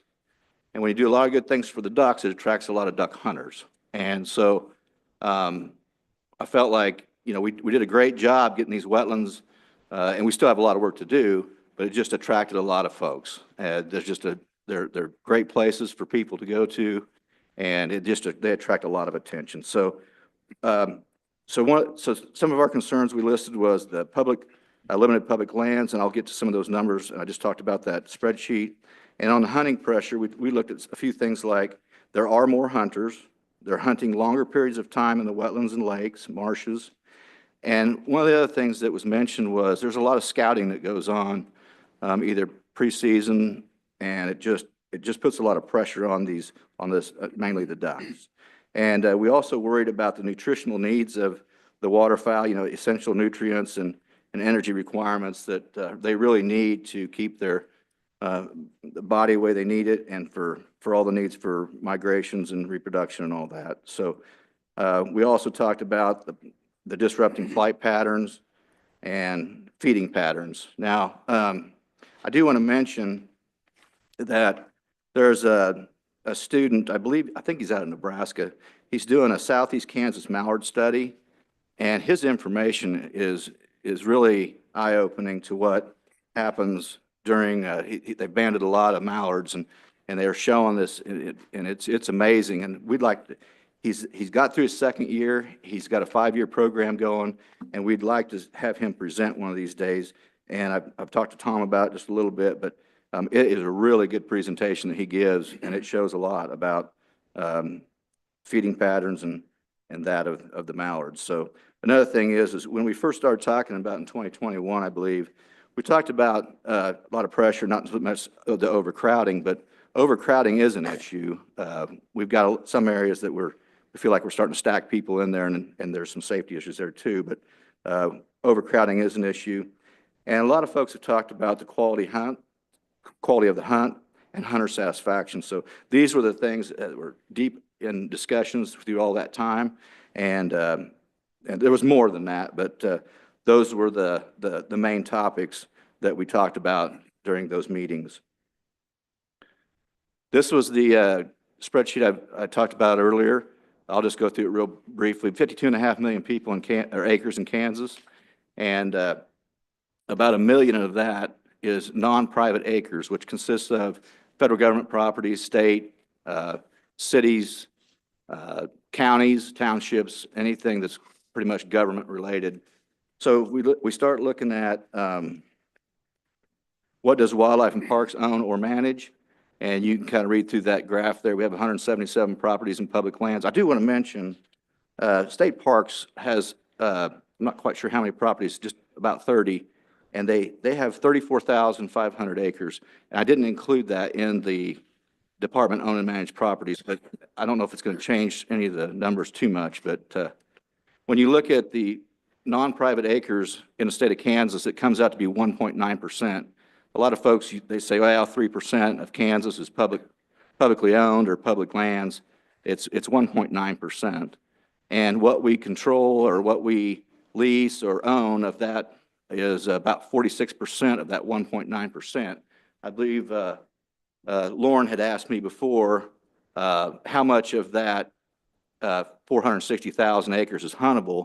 And I believe we've narrowed it down to, we think it's a little over 90%. So, but that does include the whole reservoir body of water. So there was a comment in one of the meetings that, well, it's not necessarily you're going to hunt the whole, but it is huntable. So that is listed in the 460,000 acres. So when you look at how much is that in total, of the total acres in Kansas, it's less than 1%.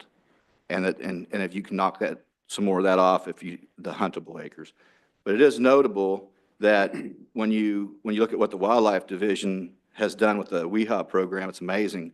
There's 1,055,000 acres in walking and hunting, and their iWEHA program is very popular, and there's 26,000 acres in that program. And that's actually numbers from about a year or so ago. So that may have been increased on the iWEHA. So I felt like that's important because I get a lot of questions about the acres in Kansas, and I want to be able to provide that again today because after the last time I had several questions about it. Okay, so the reference document. So prior to 2008, if Wildlife and Parks wanted to impose an area-specific restriction, it was done by posted notice. Basically, we posted signage in an area or at an information kiosk. KDWP number 115, Article 8, Regulation 1 of the Kansas Administrative Regulation simply states, subject to provisions and restrictions as established by posted notice. Then it goes down through several subsections. But that's what really where we can get compliance on posted notice. That was the regulation.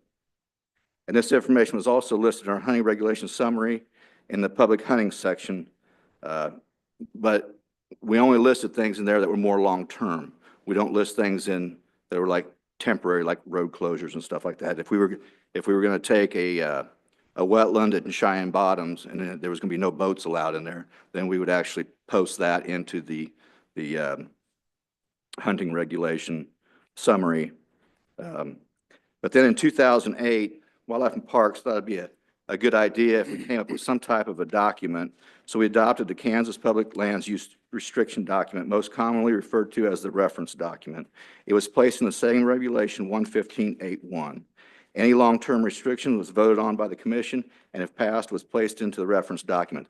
The regulation then stated, subject to provisions and restrictions as established by post notice or as specified in the document adopted by reference. So, and I mention all this because it's really important because we really started using this document when we started noticing the pressure and we started to try to put some special restrictions on some of our wetland areas to knock back some of that pressure.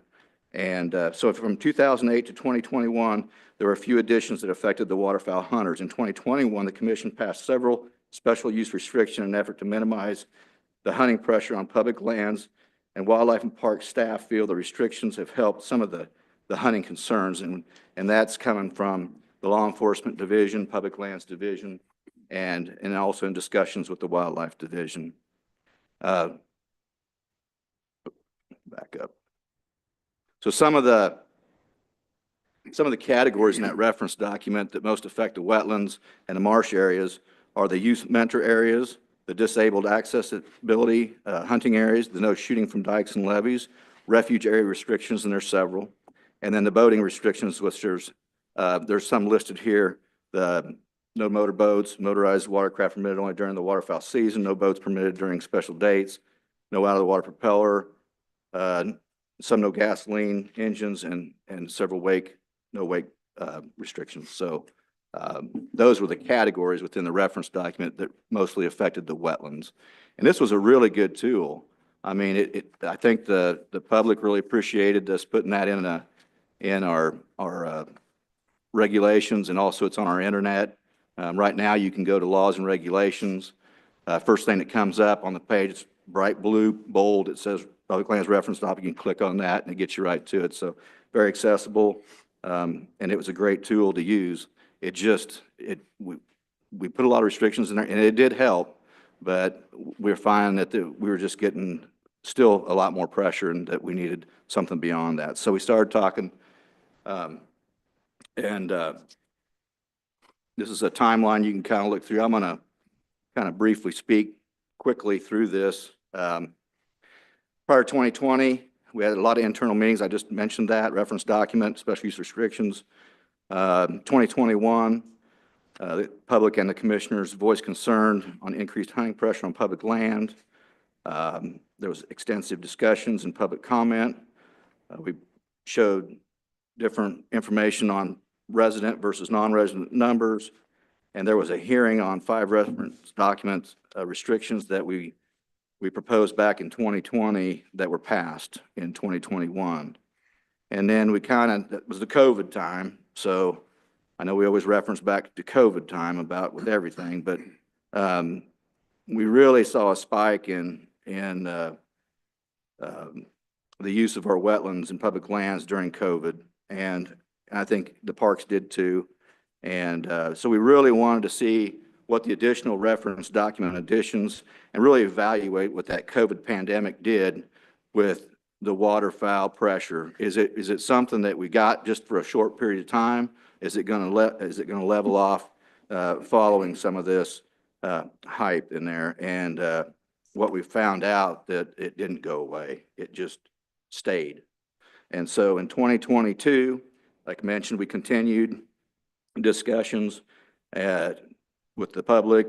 We had a lot of internal meetings, commission meetings. We had a commission panel discussion that focused on non-resident pressure issue. The commissioners toured Neosho wetlands to discuss the non-resident pressure. That was one of the properties that was in the 5 a.m. Can't enter a wetland before 5 a.m. Must be out 1 hour after sunset. Monty and Travis did a great job explaining to the commissioners how they thought that did help. The ducks were staying in there. They weren't getting jumped out of there before shooting time or the day before. They felt that it really did a good job. There was a lot of discussion with the commissioners during that meeting. But they did say that they are experiencing still increasing pressure though. So in 2023, Wildlife and Parks organized a committee that consisted of public land managers, wildlife biologists, wildlife researchers, and game wardens. And we met and discussed what can we do beyond just entering special restrictions in a reference document, and what trends are we seeing, and what are the other states doing. And Tom Bedrowski was one of them that kind of led this committee, and he's probably one of our most knowledgeable folks on when it comes to our waterfowl. He's our state waterfowl coordinator, and he did a great job bringing information to us. Our managers brought a lot of information to the table. They're great discussions. We also met with Kansas Guides and Outfitters. We did talk about waterfowl, but the discussion quickly turned to deer and turkey. But, but, and that's okay. But we did talk with them about it. We came to, what was proposed, the 3-day restrictions we've been talking about was, proposed in our last, workshop. This would have been the 6th workshop that I'm sorry, it was proposed in, April of 2023. It was workshop 6 times thereafter. Just want to go back here a little bit. From January to June, though, we did meet with our federal partners at our reservoirs, the U.S. Army Corps of Engineers, the Bureau of Reclamation, and the U.S. Fish and Wildlife Service. We also had also interacted with the Midwest Association of Fish and Wildlife Agencies and all the other states that associated with that and the public lands section of those meetings. But really, when we come down to the federal partners, they all agreed to what we were looking at. And there was actually some comments from one of the federal partners I won't mention, but one of the federal partners says, we're not doing near enough. And they really supported us on this effort. So at that time, though, we proposed an additional 3 reference document additions. There was more than 3 additions because it was 3 categories, but like one of them was a 5 a.m. rule, and I believe we were trying to implement it on about 5 different properties. Because we were so focused on the 3-day restriction, and this other proposal was actually tied in with the statewide check-in system, we had to table it because the statewide check-in system at the time wasn't going to work out. We had a new vendor at the time.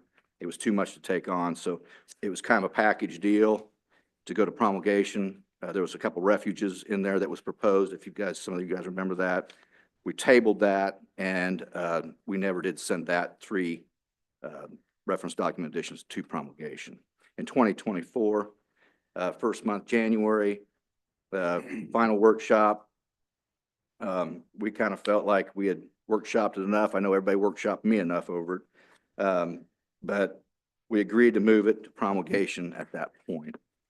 And then, as Curtis mentioned earlier, July 1 of 24, House Bill 2648 went into effect, and Chief Counsel did explain that earlier.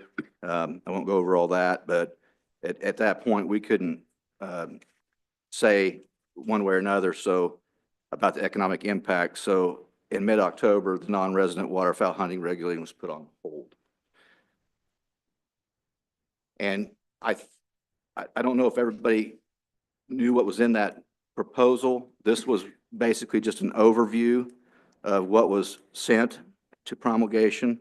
And that non-residents shall not hunt or take migratory waterfowl except for on Sunday, Mondays, and Tuesdays during any established hunting season for migratory waterfowl. This restriction shall be in effect for the specified locations, and they're basically the Department of Lands and Waters, the U.S. Army Corps of Engineers, Missouri River Fish and Wildlife Mitigation Properties are Corps of Engineer properties. They're up on the Missouri River near Atchison, and the Bureau of Reclamation Reservoir Properties, and the U.S. Fish and Wildlife National Wildlife Refuges were the properties that were shall be in effect with this regulation. But the properties that it did not apply to, which was a little bit confusing to a lot of folks, and I want to make it very clear that it did not include private property, and it did not include the conservation order for light geese.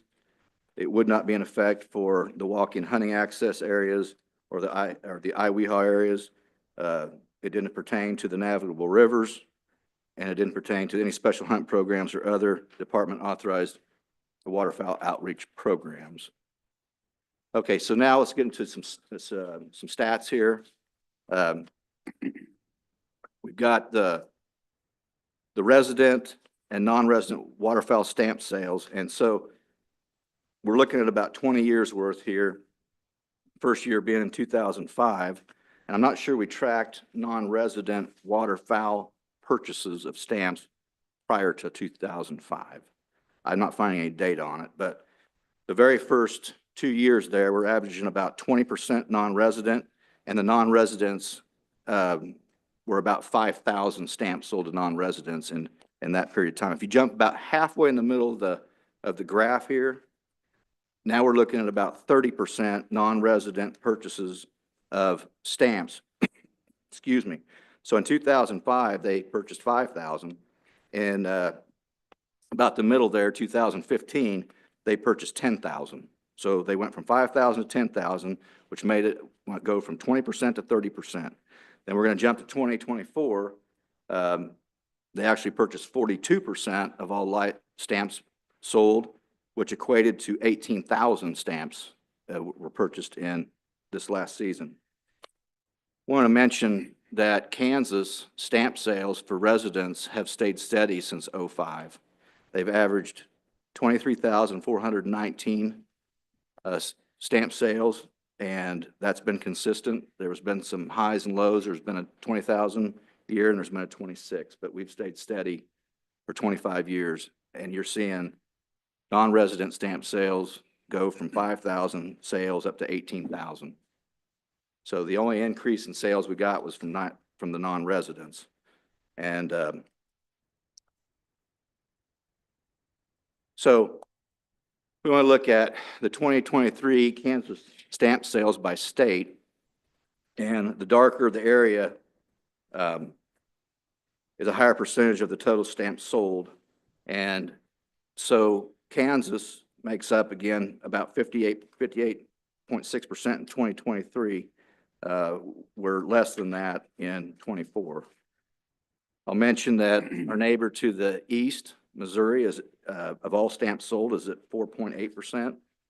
Texas is at 4.7%. They're the two highest. Then it drops down to Louisiana, which is in, I'm not sure why it's in yellow, but anyway, that's Louisiana. It's at 3.7%. And then it just, from there, it goes Georgia, South Carolina, North Carolina, Arkansas. I want to make note of our other neighbors. Oklahoma ranked 8th, a little less than 2%. Colorado ranked 9th at about 1.7%. And Nebraska ranked 18th, and they were less than 1%. So we look at stamp sales, but does that tell us the whole picture? And the answer is no.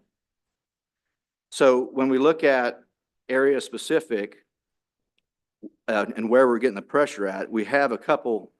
So we have good statistics up to through 2021. Then we went to a different vendor on our check-in system, and I'll talk about that in a minute. But just to give you an example, Lovewell, since we have been keeping track and electronic check-ins, has always been more residents than they've been higher non-residents than residents the entire time we've had electronic check-in. And through the whole entire season, they average 65%. And some of the numbers we're seeing in the last couple of years, there are several weeks throughout the heavy migrations that there's hardly any residents there hunting. The numbers are sometimes over 90%. But to go back to Cheyenne Bottoms, the 18-19 season, there was 44% non-residents throughout the season. 2 years later, in 2020 and 2021, it went to 51% non-residents throughout the entire season. Neosho Wetlands from 2018 and 19 season, they were at 35% non-resident. 2 years later, they were at 50% non-resident. The electronic daily hunt and check-in system is a good tool we use to see. I mean, we can look at the stamp sales, but when we look at this, we can get the data about how many days they're hunting in there and who's occupying those areas at certain times. The check-in system is our greatest tool. However, after the 2020 and 21 season, we lost data in the 2021-22 season. And I think after talking with our electronic daily check-in coordinator, Dustin Mangarelli, and I think we're about to the point where we can, I think the programs have been fixed. I think we can get the last 2 years' data. I was talking with Tom in the last few days and again today, Tom Bedrowski, and he's going to help get us some more of this information to where we can see when are the non-residents hunting and where. And let me give you an example. If you look at Neosho Wildlife Area, in the wetlands, they are steady throughout the whole season. They're not going to have a bell curve really throughout the season. They're going to be kind of flat. They're going to have about the same amount of non-residents hunting throughout the season. But you take Jamestown and you look at the average throughout the year, and it may show 22, 3, 4%. But there are times in November and December when Jamestown reached numbers of 88% non-residents versus residents. So we'd like to put that information together in a nice comprehensive report. We believe we have all the numbers up to 2021. We're going to lose 1 year's worth of data probably, and then we're probably going to have the last 2 years worth of good data and filtering some of that. There's a program going on. They're reprogramming some stuff as we speak right now that should help us get some of those numbers. So I don't know when I can get it. We're going to hopefully get it in the next 2 months, and it'll be a nice report. It'll be probably eye-opening to some folks, but it's going to at least tell a bigger story. And I think that's what we need right now is just overall information, all the information we have, and put it out there on the table. I do want to mention that the areas of focus on the electronic check-in they're not statewide, but I want to list a few of the places that hopefully will be in this report. It is Cheyenne Bottoms, Clinton, Glen Elder, Hillsdale, Jamestown, Lovewell, Meredithine, Marion, McPherson Wetlands, Melbourne, Milford, Neosho, Perry, Talmo, Texas Lake, Slate Creek, Tuttle Creek, and then all the Weehaw properties that have the waterfowl. Okay. And then moving on to how are the other states restricting non-resident waterfowl hunting? Tom Bedrowski had reached out to his counterparts in 14 states, and he gave them several questions to answer. I won't go through all those, but basically is what restrictions do you currently have, and is there anything coming in the future? And so what was reported to us in their language was that, so you see North and South Dakota, they're both highlighted a little darker up there. They have a statewide restriction, option A, statewide restriction on non-residents. Option A is a statewide license either for 2 7-day periods or for 1 14-day period. Option B is a zone restricted license that requires the non-resident to select hunting zones. Now, that's kind of, I don't know if that's all the regulations they have. That's what they reported back to Tom. And then South Dakota has a statewide restriction on non-residents. Option A is a 10-day permit for various zones that can be split into 2 5-day segments. Option B, a 3-day permit for various zones. Now, on this one, I couldn't quite understand it, but some of this has to do with public land areas, 3-day non-resident units, and there's additional public land restrictions on some of those, and I don't know what those are, but noted that there are additional public land restrictions. Okay, we move over to Missouri. Non-residents cannot apply for preseason or in-season online draws at 13 intensively managed wetlands, but can still hunt with a resident who has an online reservation or can participate in a daily morning drawing. Now, there's some of their drawings are 50% open to, I think it's residents, and then after that, anything that doesn't get covered may be for non-residents. And then Arkansas, the non-residents may buy up to 10 3-day or 1 30-day non-resident waterfowl, wildlife management area hunting permit to hunt waterfowl, and the non-residents have no restrictions on the national wildlife refuges. And then there's another about non-residents can apply for special waterfowl permit hunts. Arkansas did mention in all their non-resident licenses they sell that very few of them are used on wildlife management areas. That was one of the notes they put in there. So Louisiana is on there in yellow.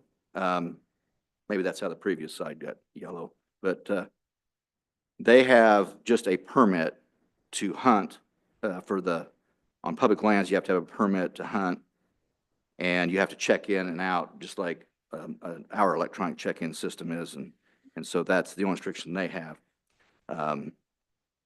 There's been a lot of talk about Oklahoma. I don't know all of what they're doing, but they mentioned that they may impose area-specific non-resident restrictions in the future. Texas, they largely are moving towards more random draw hunts to fill public spots to provide quality hunts over a quantity in many places. Nebraska may limit non-resident use of limited boat ramps on the Missouri River. They didn't feel that maybe it's more over towards the Missouri River area, and what the complaints were they were getting was there's so many people at those boat ramps over there that they wanted to be able to restrict the access to the boat ramp. So, and then Tom also got no fee. Well, Montana, Colorado, Iowa, and New Mexico did not provide any information on any future plans. So that's all I have, and I would be happy to try to answer any questions. It's helpful, Ryan. Do we have questions from the commission? Yes, sir. Question, maybe, I don't know if it's. Commissioner G. Feller, go first.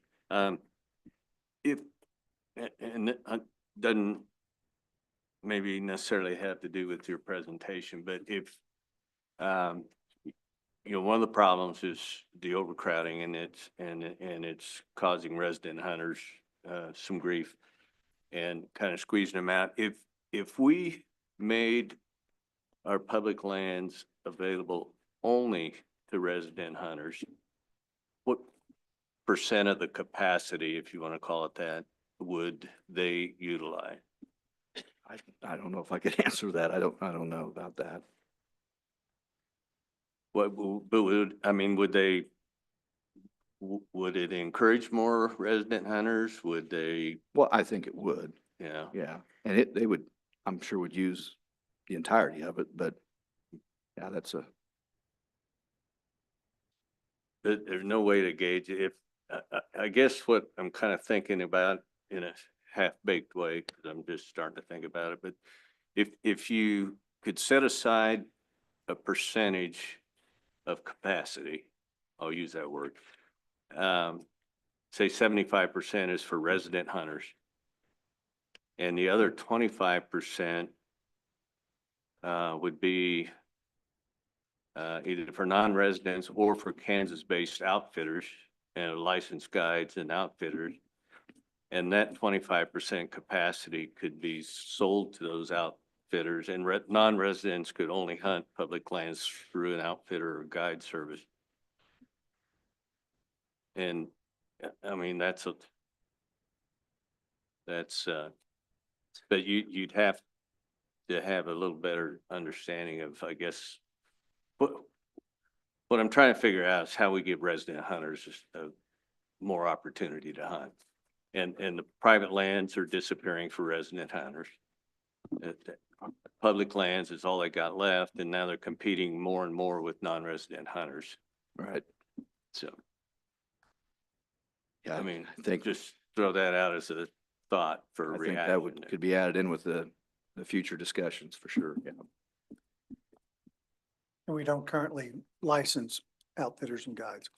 No, no, and maybe that's another topic too, that we need to have a conversation about. I think that. Is that all you have, Commissioner? Yeah, for now. Okay, Commissioner Carpenter? Well, currently, I think it is illegal for an outfitter to hunt on our public lands. Is that not correct? Correct. So currently, outfitters and guides can't operate on our public land. Cannot? Cannot, currently. So you covered a lot, and I would hope that the commission could get that report. I mean, you did a lot of ad-libbing, and I've already forgotten half what you said. So if you could get us those figures, that would be very helpful, I think, to make our case. If you could get what you just read, the percentages and all the stuff that you just did that versus this, more detailed. I think the report that the secretary and I have been talking about is a lot more comprehensive. It's going to involve lots of data, stuff like that you can get through, and it would have the percentages. And I'm fine with that, but in lieu of that, could the commission get your notes that Yeah. you were just reading those percentages? Because I've forgotten all that already. So on this sheet here that you sent out here, daily hunt permits, is that still in effect? Yeah, the check-in daily hunt permit. Right. Yeah. So my question on that is, do you limit the number of people or everybody just checks in? The IWEHA properties are limited, but we Correct. don't have any in public lands that we limit. Okay, so all the public lands, if you just check in, you can hunt. Right. So there's no limit of, 50 people or whatever. It's just, all you have to do is check in. Right. Okay. What about limiting that? We've talked about that, and I think that is a possibility. And I think that was part of some of the discussions, was to use the check-in system. There's some pros and cons to that. I don't, without polling staff and Tom and some of those, I don't know. It's a possibility, and I think that should be in the future discussions. In my conversations with folks in Arkansas, they did, one of the things that helped them the most on their use of the areas was licensing guides. That was almost the thing. Quite frankly, we have no idea whether they're a guide or not on these public lands, because there's no designation. We don't do any kind of licensing. So even if we say that you can't hunt on that land, who's to say whether they're a guide or not? Right. We have no way of knowing because there's no designation on their vehicles. If they're just hunting with some friends, and they may have charged $150 a day. So we don't have that designation, and they had that same issue in Arkansas. And when they went to licensing their guides, that took care of a lot of the problems, because a lot of those folks were on the property, charging and guiding, but they had no way of knowing who they were. So just, that is something that's brought up. So I appreciate the extra work. I think, Commissioner, I think, and I'm certainly not trying to tell us what to do, but I think we've heard a lot, and this is one of our top priorities, I believe, for the people in our state, is to address this non-resident situation. And so I appreciate the work. I hope we can continue to delve into this and get our ducks in a row and figure out what we need to do to change the way things are. Thank you, Mr. Chairman. Thank you. Another question of Curtis, maybe. Yes, sir. The economic impact issue, how can we ever restrict non-resident hunting to any degree and meet this requirement? Yeah, that's an excellent question. That I struggle, and when I came on board and this regulation had just been put on hold, we'd talked with Ryan and others about how would you even restrict non-resident waterfowl hunting. It's become such a big business in Kansas that the legislature set such a low threshold at $200,000 a year. It's, quite frankly, I can't conceive of a regulation that wouldn't have at least that much of an economic impact. But would the issue of licensing outfitters and then giving outfitters a permitting opportunity on public lands that they could then resell to non-resident hunters, would that be a way to kind of minimize that economic impact and still get more capacity available for our resident hunters? Yeah, so the licensing of guides and has historically, I think at one time in this state, we allowed it, and the legislature had approved that through statute and then subsequently revoked that statute. So really the premise question is whether we could, the agency can regulate, just choose to regulate commercial guides without legislative approval. And I think because the legislature gave us that authority, then took it away, it would suggest that the legislature needs to give us that authority first. Well, does licensing always involve regulating, or is it just knowing that you're bona fide? Yeah, it doesn't have to involve just regulating. I mean, I think it would be good information to have just to know all the outfitting and guide services that are out there. And so it doesn't have to start that way, but I mean, to a degree, I mean, there are good outfitters and there are outfitters that are not so good. And I think, being able to identify those good players from the bad players would be a good first step. But I don't want us to ignore the real issue. We need more public access. Whether we're talking about non-residents or residents, public access is an issue in this state. And I've said it before, we are last in the nation. I think that is some of the reasons why we're seeing the data that Ryan put up today. So it's causing issues. And there is some in this state don't want to see any more public lands. But the reality is, and I can think about my own life, access drives what activities our citizens participate in. And I think about how as I moved across the United States, whether it was in Arkansas or Missouri and to here, what I had available to me in the form of public access greatly influenced how I engaged with the outdoors.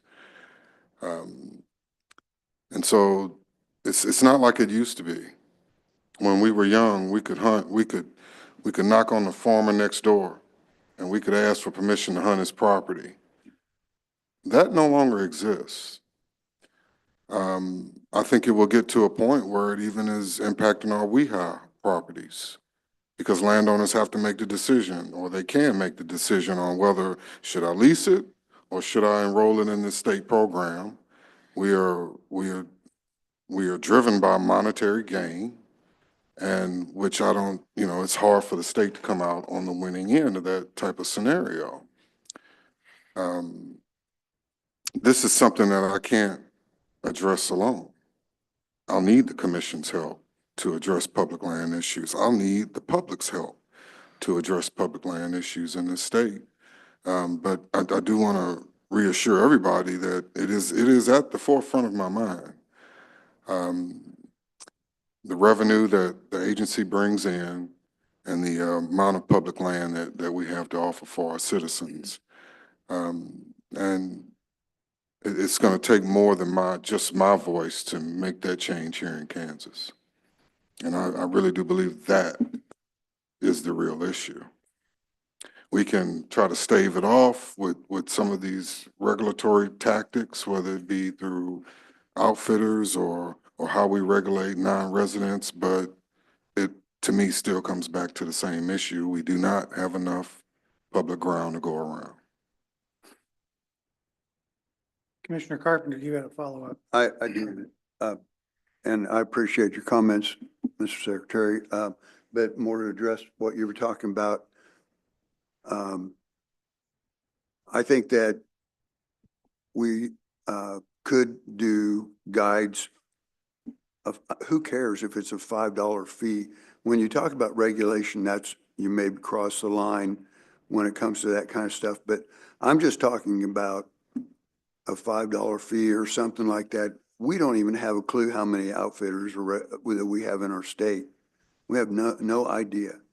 And so I would take registration and a $5 fee versus nothing.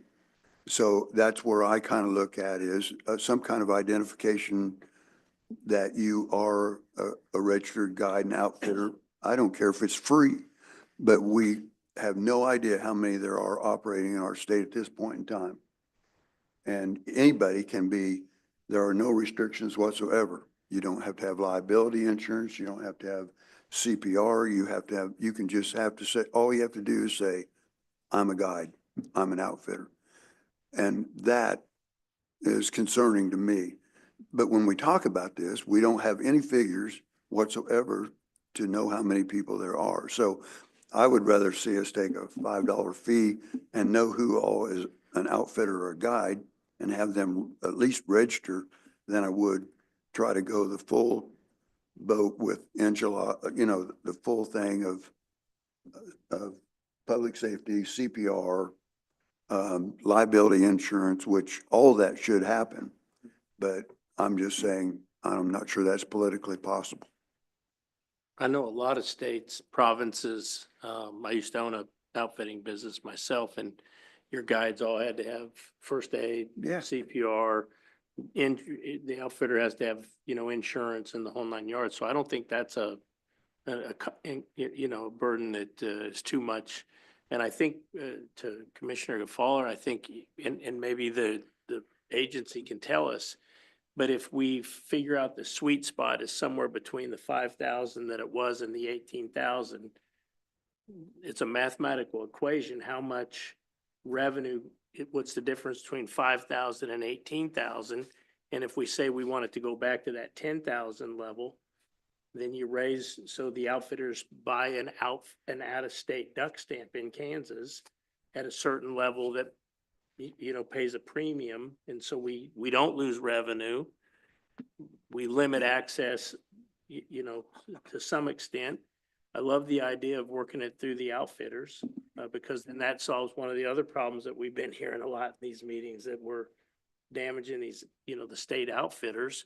And then we increase, I'm not saying we've hit but I think this is certainly worth discussing. I think what you said down there was pretty, pretty good, something to think through any which way. And to add on to that, I've had a lot of outfitters that are bona fide, actually outfitters that are for this regulation because they're competing against people not on a level playing field. They're providing all the guides and the training that you're talking about there, and they're providing insurance, liability insurance on their properties and stuff like that. And they're competing against somebody that has a pickup and thinks he's an outfitter. And there are people, if you're on the internet, that will buy into that. They might not go back the second time, but the first time, they're going to pay whatever the fee is and come to Kansas and find out, that maybe this guy wasn't quite, but they're also taking business away from the legitimate outfitters at that same time. So I think there are some outfitters that are interested in some kind of a regulation to make sure that they're on, as I've always said in business, I don't want anything but a level playing field. And that's what they want. Like in the Yukon, for example, you cannot, a non-Yukon resident cannot moose hunt on their own. They have to hire a guide. Sure. There's some places that are like that. And if we work towards what Commissioner Gefeller was talking about, that would make the guides pretty important in Kansas. And so I don't think the state only getting $5 out of giving those guys a monopoly on that. I mean, I think they'd pay a premium and have insurance and have the top-notch safety and everything. I mean, when we think through it, I wouldn't sell our state short on the revenue either. No, and I'm not suggesting that, but I'm just suggesting that I'd rather have that than nothing. No, I agree. It's a start. Well, at least for the data and the information, Commissioner Carpenter, to your point, to know who we have and how many are out there operating, I think that's extremely helpful. Curtis, I had one quick question. Do we use the Pittman Robertson funds, and this is probably you too, Ryan, on these public areas? Do we use that funds on these public areas to maintain and operate? Yes, we do.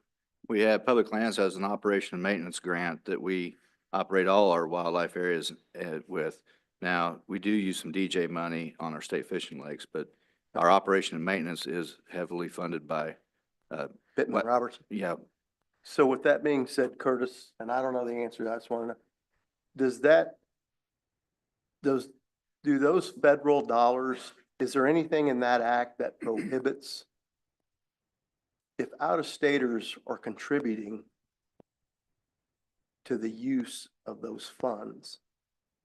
Is there anything in the act that prohibits us from prohibiting them to hunt on areas that are using those funds?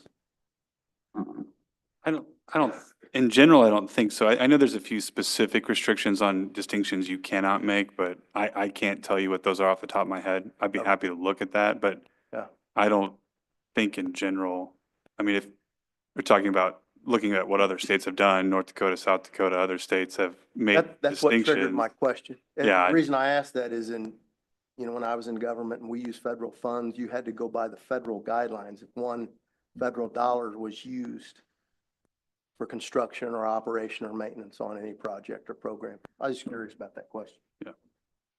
Do we have something that shows, I mean, you gave me these numbers. Do we, can the agency provide the commission with a breakdown of exactly how that money was spent? We are working on publicizing that information more broadly. I think it's a part of being transparent, showing how we're utilizing not only federal funds, but the funds that we receive from our licensed sales. And it's been a conversation that we've had with our public affairs chief, and I think you can look forward to more information on that. Not only you, Commissioner, but really for the whole public. I think the whole public, that should be information that's visible to the public. Because I know recently the state of Wisconsin went through a complete Pittman-Robertson audit. I think they're in the midst of it right now to make sure that the money was, being, not saying that we don't, I'm just using this as an example, that the money was used, in compliance with the requirements of Pittman-Roberts. We just went through a similar audit right here in Kansas, and we're waiting on results back from the feds. Ryan, I appreciate your comments. I think, speaking for myself, I think as we go forward, and it sounds like we're going to see this information, I would be interested in seeing exactly what the statutes and or rules and regs from these other states are so that we can look at that. I think to Curtis's point about the challenge of coming up with anything that could survive the restrictions that are imposed upon any rule and regulation being promulgated, we quite frankly may be looking at bringing legislation versus a rule and regulation. We got something to the governor's desk. A bill was put on the governor's desk this past legislative session, was vetoed, but I think perhaps with further discussions with some of the opponents to that, and coming up with something that perhaps provides more opportunities, but protects Kansas residents, could be something that could be successful in the legislative process. Again, I know Commissioner Carpenter and I have talked, there are fewer and fewer members of the Kansas legislature that are hunters, and that creates real challenges in getting these kinds of things passed. I will just make a comment on the licensure and registration of guides. I was there and involved, at least in representing clients, when the legislation was passed, as well as when it was repealed. And that in and of itself would be a significant discussion topic for any number of meetings with the commission, I'm sure. So I'll leave it at that. Thank you, Ryan. Thank you. And I might add, and this doesn't have anything to do with you. So last year when this bill failed, as you look at why it failed and whether it's popular with folks or not, the biggest thing was limiting the non-residents to 3 days a week. And so doing the same thing again, as we all know, the old adage is off the table as far as I'm concerned. But there are other ways, and other states have done the same thing, accomplish the same thing with raising fees, as I suggested at Fall River, and got soundly chastised for that, but I still maintain that, and that was one of the, in Oklahoma this last year in their legislative session, there was 13 non-resident waterfowl bills. They ended up not doing anything, but one of them was raising the non-resident fees to try to deter people. That's what they've also done, they believe successfully in Arkansas. So that's all I'll say about that. And we heard that idea this morning about reducing the bag limit too. That was kind of interesting to me as a disincentive.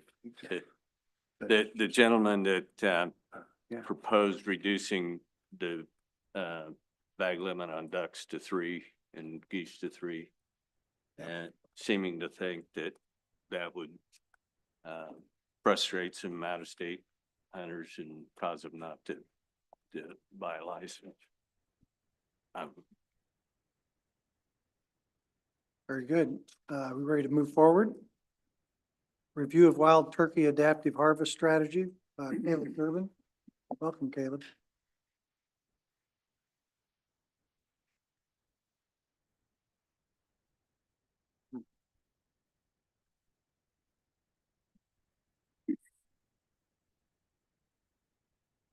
Thank you, Mr. Chairman, members of the commission. My name is Caleb Durbin. I am the new small game coordinator at the Emporia Research and Survey Office. Generally, this time of year, we would begin the regulation process if we were going to make any recommendations. However, we do not anticipate making any changes at present. We are currently collecting data from the 2025 harvest season and our current surveys. So today we will just be reviewing our wild turkey adaptive harvest strategy.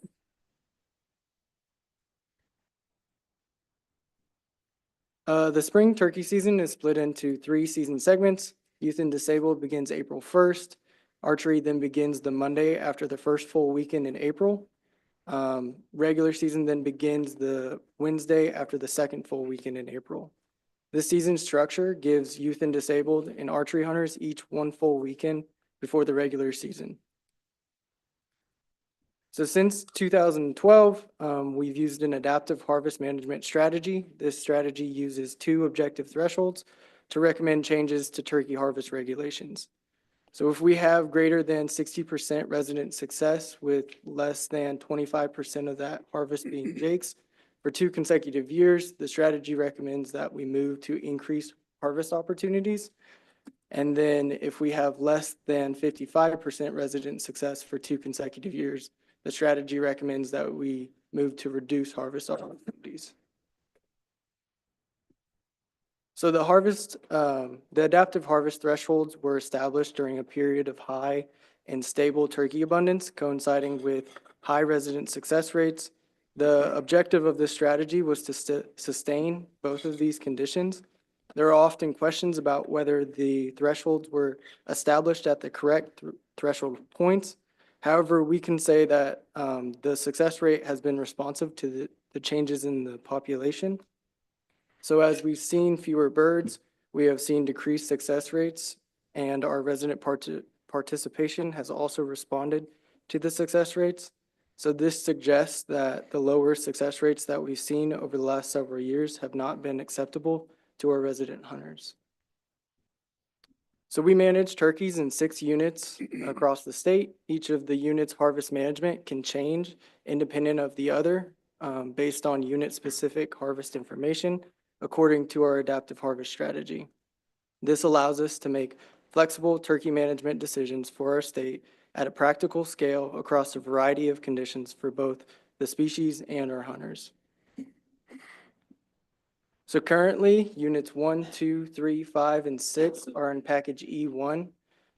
This package allows for 1 spring tag with no fall season and a non-resident draw. Unit 4 is in package G. This package is restricted to a residents-only draw with 375 spring tags and no fall season. The spring season ended on May 31st, so therefore we are currently collecting harvest data through our harvest survey, but do not yet have those harvest numbers available yet.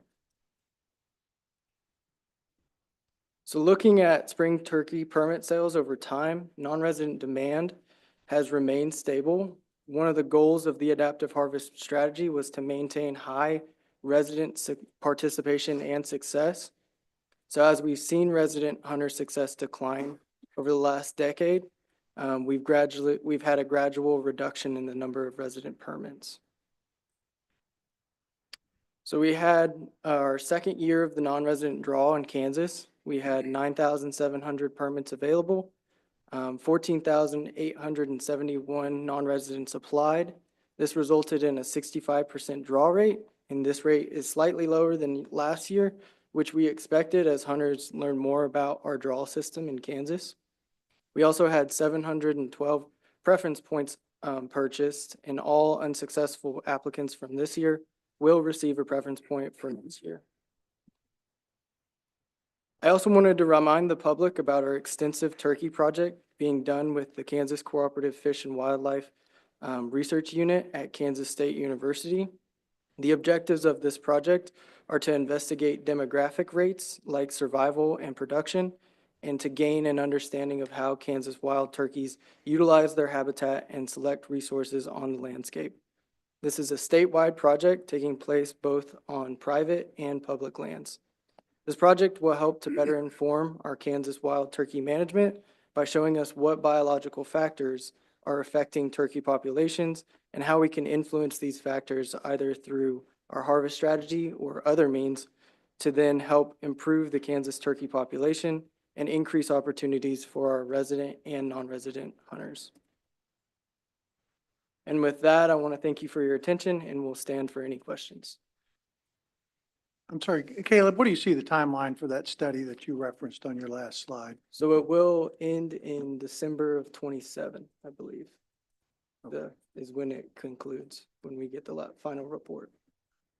Were any of the units last year above the 60% threshold that could be looking at raising for next season? Then? No. None were? Nope. Other comments from the commission? Do you know what the success rates were in the 6 units? They were all below the 55% threshold.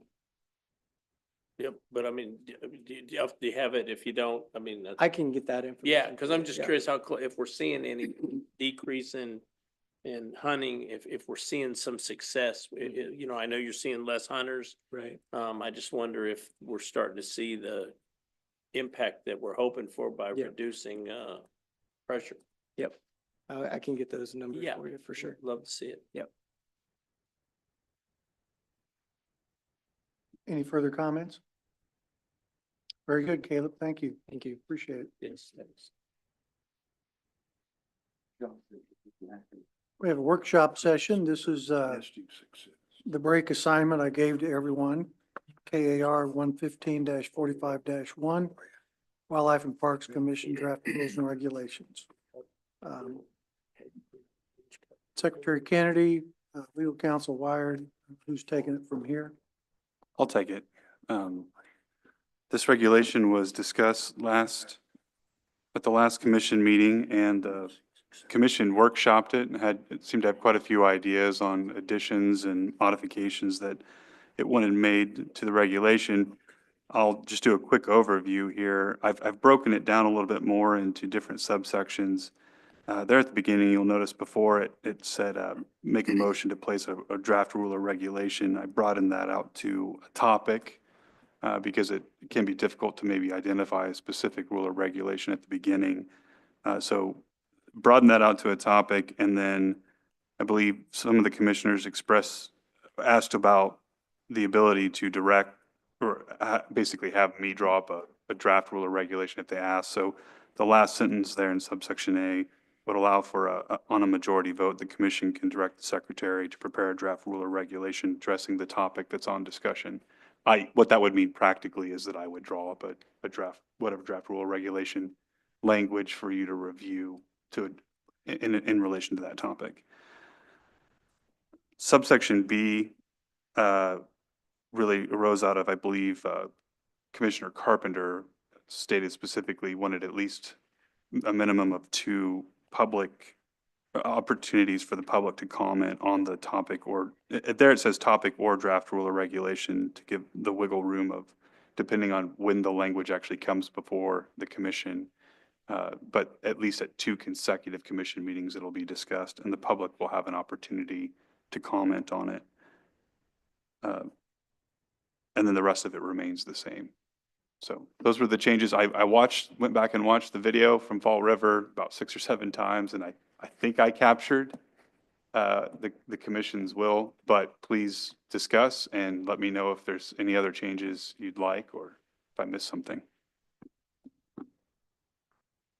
I'll offer an initial comment and then invite the commissioners to make comments as well. I can appreciate the process that you've outlined, Curtis. I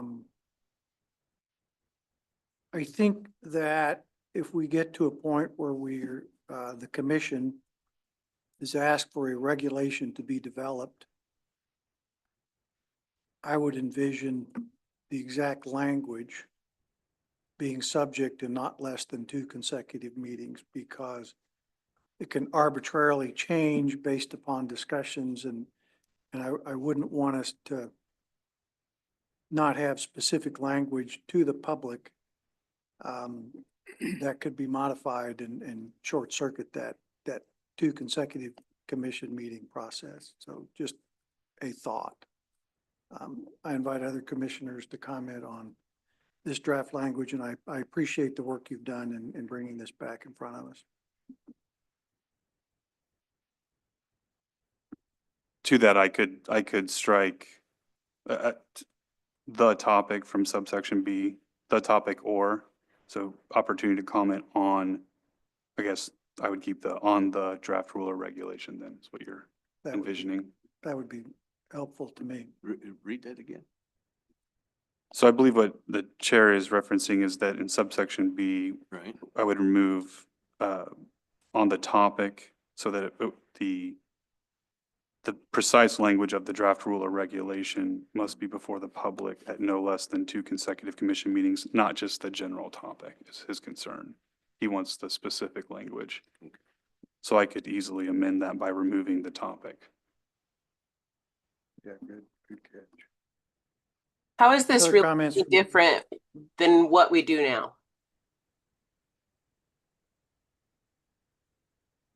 In my mind, it formalizes what we do now. Okay, so for example, I could suggest that we need to have a wildlife fee for those people who are non-consumptive users and put that before the commission. Just as an example. Yes, under this regulation, you'd have to make the motion, and if a majority of the commission agreed to add that to the agenda, it would be added to a future agenda. And that motion would probably include, maybe say the very next commission meeting, or you'd identify the commission meeting. But it would require a majority vote to get it on the agenda. Okay. Yeah, me too. Comments from other commissioners? I would favor what you propose here. So I think as this change made, so it's very clear that the public can comment on the exact proposal, not just the topic. So once we get it carved down to where here we are with this exact language, and then allow the public at least 2 consecutive meetings with that change made on the fly today, I would agree with this. Me too. Yeah, me too. Yeah. Further discussion? Ilya, you have further comments? Okay. No, sorry. Would you like a motion on this to advance, or? Yeah, I mean, based on our current process, there's typically, the commission takes an informal straw vote to see if there's enough support for it to enter into promulgation. And if the commission wants to take that kind of informal vote, we can go from there into promulgation. All right, I would ask for an informal motion and informal second. I so motion. With the amended language. I'll Yeah. second. Any further discussion? All in favor, say aye. Aye. Any Aye. opposed? Was she a no? Delia, was that an aye or a nay? Aye. Very good. Thank you. I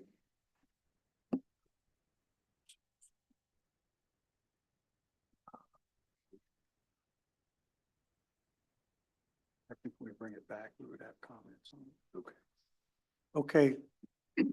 Thank you. Okay. I will, I think in the future, we would have, once we have this back in front of us, we'll have public comments on this as this regulation moves forward.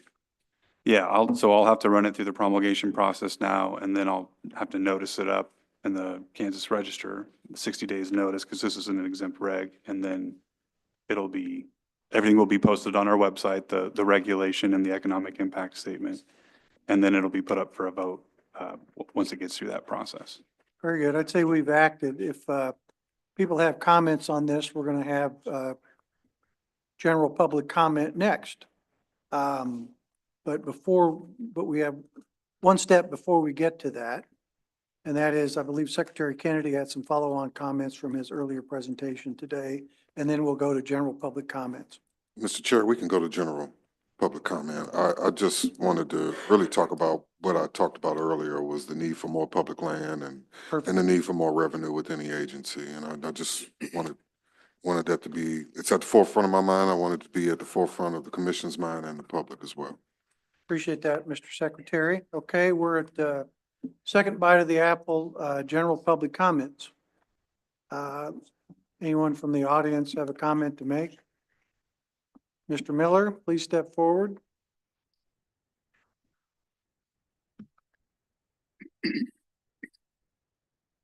Welcome, Sean. This is kind of closer to your home. Thank you, Mr. Chairman. eventually, Isn't it?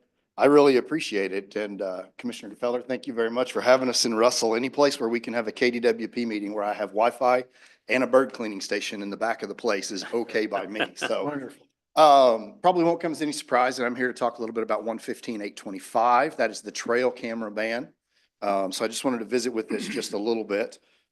Really, quite frankly, really appreciative to hear some of the Secretary's comments earlier, although I had to step out on a work call for a little bit, about the importance of taking public input. But I think it's also really important that we take public input, but we also actually listen to and do something with that public input. We're not just checking a box. And I say that because we're 2 years and 3 months away from the first time that the then commissioner said, we're going to have a robust discussion about this trail camera ban and whether or not this is the right thing to do. This was immediately after he said, well, you bring up some really good points, and I think we got a lot of concerns with this reg, but we're just too deep in the process. So I'd like everybody to vote for it. And they passed it 7-0. In that time, we've had very little public input other than me standing up here, a couple other members that have shown up and stood up here and talked just a little bit. So I'd like to talk about two things if I could real quick. One slight digression. When KDWP does rules and regs, and by the way, I think the process has really cleaned up a lot the last couple of years. The notice that's been put out, the agendas that have been put out, really appreciative of that. I think that really helps folks a lot. But when you look at an agency like, we're not picking on anybody, but we'll take KDHE or the Department of Revenue. When they promulgate a rule and reg and they put it out, quite frankly, there are an army of attorneys at giant corporations looking at those regs every day. If KDHE changes an air emission reg or KDOR changes a taxation reg, there are an army of lawyers that go to the Kansas Register every Thursday morning to look at exactly what is happening. When you guys promulgate a reg, there might be some small businesses that are impacted by that. There might be a few big businesses, but by and large, the people that are impacted by your regs are Kansas citizens. They are rank and file people who are working during the day, trying to get kids to Little League, hopefully getting them out on the weekend to fish just a little bit. They don't know what the Kansas Register is by and large, and I'm happy for them for that. They're not digging for a link the first thing on Thursday morning because they're getting kids dressed and going to work. Maybe they get out, and if they're lucky enough, they see the fall reg handbook and they realize that something has changed and they say, ooh, we better change the way we do things a little bit. Oftentimes, I would say they maybe don't catch that in the reg handbook. And the first time they know something has changed is when one of the gentlemen behind us says, hey, do you realize that you have to be wearing this or you can't be using that? and they may get a ticket. Now, I will tell you by and large, my experience with our game wardens is that you're probably not going to get a ticket. You're probably going to get a, hey, I can tell you really didn't know and you need to learn. So here's a warning citation, and we're going to use this as a teaching lesson for the kid who's with you today, and we're going to move down the line. And next time you're going to be wearing that orange, or you're going to be doing whatever that is. So I'd ask you to keep that in mind as we look forward to how these rules and regs get promulgated, what we look like. Your burden is a little bit different than a lot of agencies because you are trying to break through the busy lives of people and get to people at the kitchen table. And that's not something that happens when you mandate air scrubbers on an electrical transmission facility. And so I just ask you to keep that in mind. Just really, really quickly, if I can now, I'm going to jump in. One of the things that I have heard a lot in this discussion was, here, we had issues. We maybe haven't really defined what the issues were, but we talked a little bit about there's issues, and now we've promulgated this reg. And I've started getting a little bit of pushback from people. I've talked to a number of you, reached out to you, and quite frankly, you've gotten very good, honest questions, which is, okay, you don't like the trail cam ban. We get that. This is the 8th time you've appeared. We know that. But if not the trail cam ban, then what? And I think that's a very fair question. So to be honest with you, I dug through as many of the 50 states as I could to see how they treated trail cameras, what we're doing, what we're seeing, what other states like us and even not like us, heavy population states on the East Coast or arid Western states are doing. It's not, quite frankly, an easy task. I'm going to tell you that by and large, fish and game websites across the state are hot garbage. Trying to figure out what their rules are and what their regulations are is really difficult. And their regs are pretty vague. I've called a number of states and said, maybe I got a hold of the chief counsel and said, hey, what does this reg actually mean? And got one answer. And I had reached out to the game wardens and got a completely different answer from the same agency in the same state. It's very confusing for people. We see that all the time as people travel west and chase birds or elk or whatever it is. But more or less, I've tried to work through this. The other question that I've gotten from some of you is, Sean, I've gotten a lot of comments about insert issue, non-resident waterfowl hunters or coyotes or whatever the issue du jour is. And I've gotten a few about trail cameras, but really not that many compared to night cam, thermals. And I'd ask you to keep in mind on that this particular ban that we put in place only applies to public lands, less than 1% of our hunters out there. So less than 1% at least of our lands out there. I would love to see the statistics on how many deer hunters we have in the state versus how many actively hunt on public ground. I bet it's a very small number, something sub 5%. So that particular case, I would suggest that any comment that you get is probably multiplied 20-fold. In fact, if you wanted to test it, it's a little hyperbole here, please don't test it. I think it would be a bad idea. Take this ban and expand it statewide, private land and public land. I suggested that back in 2023 when we appeared at the March meeting, and Commissioner at that time, Chairman Lauber was like, whoa, we don't want to do that. But I think if you did that, you'd find out real quick how the general public and deer hunters in general feel about trail cameras, sort of what their enjoyment is, how they use them. Sort of keep in mind, if you will, the blow up that we had over the last couple of years over baiting. I think people really showed up, didn't really enjoy that too much, however you feel about it, whichever the side of the issue you're on. But we banned public baiting on wildlife areas more than 10 years ago with very little fanfare. Is that because public land hunters feel completely different about deer hunting and the issue? I suppose it's possible. Or is it simply the fact that for every one public land deer hunter, there's 50 private land deer hunters in the state of Kansas? So I'd like for you to keep that in mind a little bit. I am going to get to the point now. I know I got a little bit of limited time, and I'm one of the last things between you guys and maybe dinner or heading back home for a long trip. We've talked a lot today about sort of the pressure on public land and conflict from limited public land. I think that's going to continue to be the case. I hope that Secretary Kennedy finds a magic bullet where we can increase our public lands in the state of Kansas. Nothing would make me happier. But I think the pressure on public land and the continued increase in technology is going to be a big thorn in this commission's side forever. It's just going to continue to be that way. So I got a suggestion for you. Where do we go? First suggestion, a little bit hyperbolic. It's actually what I think we ought to do, which is just revoke 115.825. It's the easiest thing to do. It's the easiest thing for game wardens to enforce. Just do it. I don't think that's a possibility, to be honest with you. I think there's a little bit too much ego tied up in this now, and it's been established for a couple of years. So I'm going to go back now to exactly what it is that most of the other states do that regulate. And first, important for me to point out, most of the other states don't regulate. We're in a small handful that regulate, and we're in a very small minority that regulate the way that we do. If you go back to 2022 and you watch a lot of the presentations from Deputy Secretary Schrag, he mentions a number of states, mentions Arizona. Arizona is a full ban state. Arizona is a very arid state. You can look on the forums, you can see things, particularly up in a couple of the big mule deer regions where there's a water catchment. When a mule deer would walk up to it, 500 cameras would go off. They literally had deer dying of dehydration because there were so many cameras at the so few water holes that the deer just wouldn't go anymore. That's not a situation that we have here.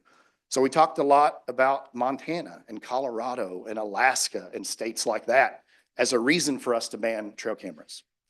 Well, those states don't ban trail cameras. So here's what I suggest that we do. So number one, I think much like we talked about the thermal permit or stamp that we have, the prairie chicken permit stamp that we have, I suggest you consider a trail camera stamp. Make it free. The $250 processing fee, you have to pay that. But if you want to run trail cameras on public land, get a trail camera stamp. That number, your KDWP number, make them put that on the external of a camera where it's easily identified. We'll come back to that in just a little bit. But more than anything, that tells you what our population is, how many people are running them. It gives you really good data for these folks to go back and survey and say, how many are you running? Do you have any problems? Did you get any stolen? You know, all those things. Now you've got an easily surveyable population of people. And quite frankly, when somebody points a camera at my tree or at my stand or whatever those things we hear, and I call the game wardens, they come in, they look at the camera and they say, it's permit number 134567. They call me and say, what you doing? Or if there's no number on it at all, they confiscate it. That camera's out illegally, you take it. Number two, continue the ban on WEHA. WEHA is private land that people have graciously enough, with a little bit of money, but not a lot of money, allowed us to hunt and fish on. That's fantastic. I love them. God bless them. I want them to keep doing it. If they don't want cameras on their private land, that's an easy one for me. Keep the ban on public land. And then number three, allow cameras on public land with that ID that I talked about earlier, but prohibit cellular cameras from September 1 to May 31. That covers the entirety of our big game seasons. That is what, it's actually a little longer ban, but it is essentially what Montana does, what Alaska does, what Colorado does. It fits in with a lot of other things as well. As we talk about fair chase issues, the Boone and Crockett Club, which is sort of the trophy record book, or at least one of them, will not allow you to enter a deer into the Boone and Crockett Club if you have utilized technology that allows real-time data transmission. It's a fancy way to say a cell camera, right? However, letting cell cameras be there during the summer means that I don't have to go in and bump fawns out of their bed or disturb a nest of turkey poults when I go in to check cameras during the summer. I'm still probably going to do a lot of that because I do a lot of summer scouting, but for those people who want to do it, they can utilize those cell cameras during the times of the year where they are not allowed to hunt. It does not provide you a fair chase opportunity. Again, I think that providing that number on there provides our game wardens and our law enforcement with a really tangible thing to go tide people. I mean, we're going to have conflict. We've got this really crowded group of people on a really small piece of property. Identifying who the conflict is seems to me to be probably issue number one, and then sitting down and hopefully that adults will be adults seems to be issue number two. So I think those are the three parts that I would do, right? Require a stamp, require people to register for this kind of thing, keep the ban on WEHA, and then allow trail cameras on the public ground, but ban cellular cameras from September 1. It's a really easy start date, right? That's the magic day for most of us. It's dove opener. We're excited. It's officially hunting season through May 31, which covers the entirety of the turkey season. We did hear at an early meeting, well, we either have to do it all year or we can't do it any part of the year because we can't put our law enforcement in a place where it's legal some days and not legal others. And well, if that's the case, I saw a lot of pheasant driving in this morning. I suppose I could have shot some today, but there's a date that says we can do it these days and we can't do it that date. And I've never really heard a lot of complaints about being able to enforce those laws. So that just really doesn't stand up to me. The other thing that I would ask you to do, quite frankly, and this is, I realize that reg is not fully through promulgation yet. You guys just discussed it and gave it the straw poll. We're through too late to get anything done this year. We're going to be through 3 full seasons without people who enjoy using cameras being able to use cameras. So I would encourage you to have staff put this on the agenda early enough that we can get something done and through the process so that this can be done in time for the 2026 deer season. I'd really like to see that done. I know that that is somewhat out of people's hands once it goes into the AG's office or the budget director's office. But I think that means us getting started a little quicker is more important than waiting. So happy to stand for any questions. I've been asked for some, some what ifs, and I hope that I've provided them today. If there's anything there that's confusing or vague to you or to staff, I'm happy to try to flesh those out a little bit, either now or offline later. But thank you very much for the time. Commissioner Carpenter and then Commissioner Mark, please. So just to be clear, you're not talking about banning trail cameras, only cellular ones from September 1st till, but not trail cams. That's correct, Commissioner. And that lines up almost exactly with what Montana does, Alaska does, Colorado does, a lot of those states. The real-time ones. Yeah, so you can go in and change an SD card if you want to. When you're swinging in to go get in your stand in November, pull the SD card, but you can't have that real-time technology of a cell phone camera. I get it. Okay, very good. Thank you. Commissioner Mark. Do you think more people would be upset with the going in and out? To check SD cards as opposed to people being able to be in their house? I'm opposed to the ban myself personally. And when we get the ability to do it, I think this is something that I'm gonna seek at least some modification to that ban, as I will the ban on baiting on public lands as well. But I'm not sure that it would solve some of the concerns by forcing, more traffic as opposed to. So what's your real thought behind the SD? Or are you just doing it to try to appease some people and get something instead of nothing? Sure. Thank you very much for the question. It's a twofer for me, quite frankly. Number one, I did look for a middle ground. I told you, and I said it's somewhat hyperbolic, but not really. I think the easiest thing is just to revoke the reg. And I'd be okay if you chose to do that. I don't sense that there's the will amongst the entire group to do that. And so I looked for a middle ground. I also feel like during the season, Commissioner, that oftentimes when we check, and this is historic, we haven't done it in a couple of years, but when we check our cards, it's on the way in and out of your stand. You don't do a whole lot of individual forays because You don't. This is correct. This is correct. But when you're doing individual forays in November, you're losing time in the stand. Yeah. And so it's a question for you as a hunter of, do I maximize my time in my stand or do I check cards and look at various things? Because maybe I'm in a dead stand and I need to move to an area where there's something really happening.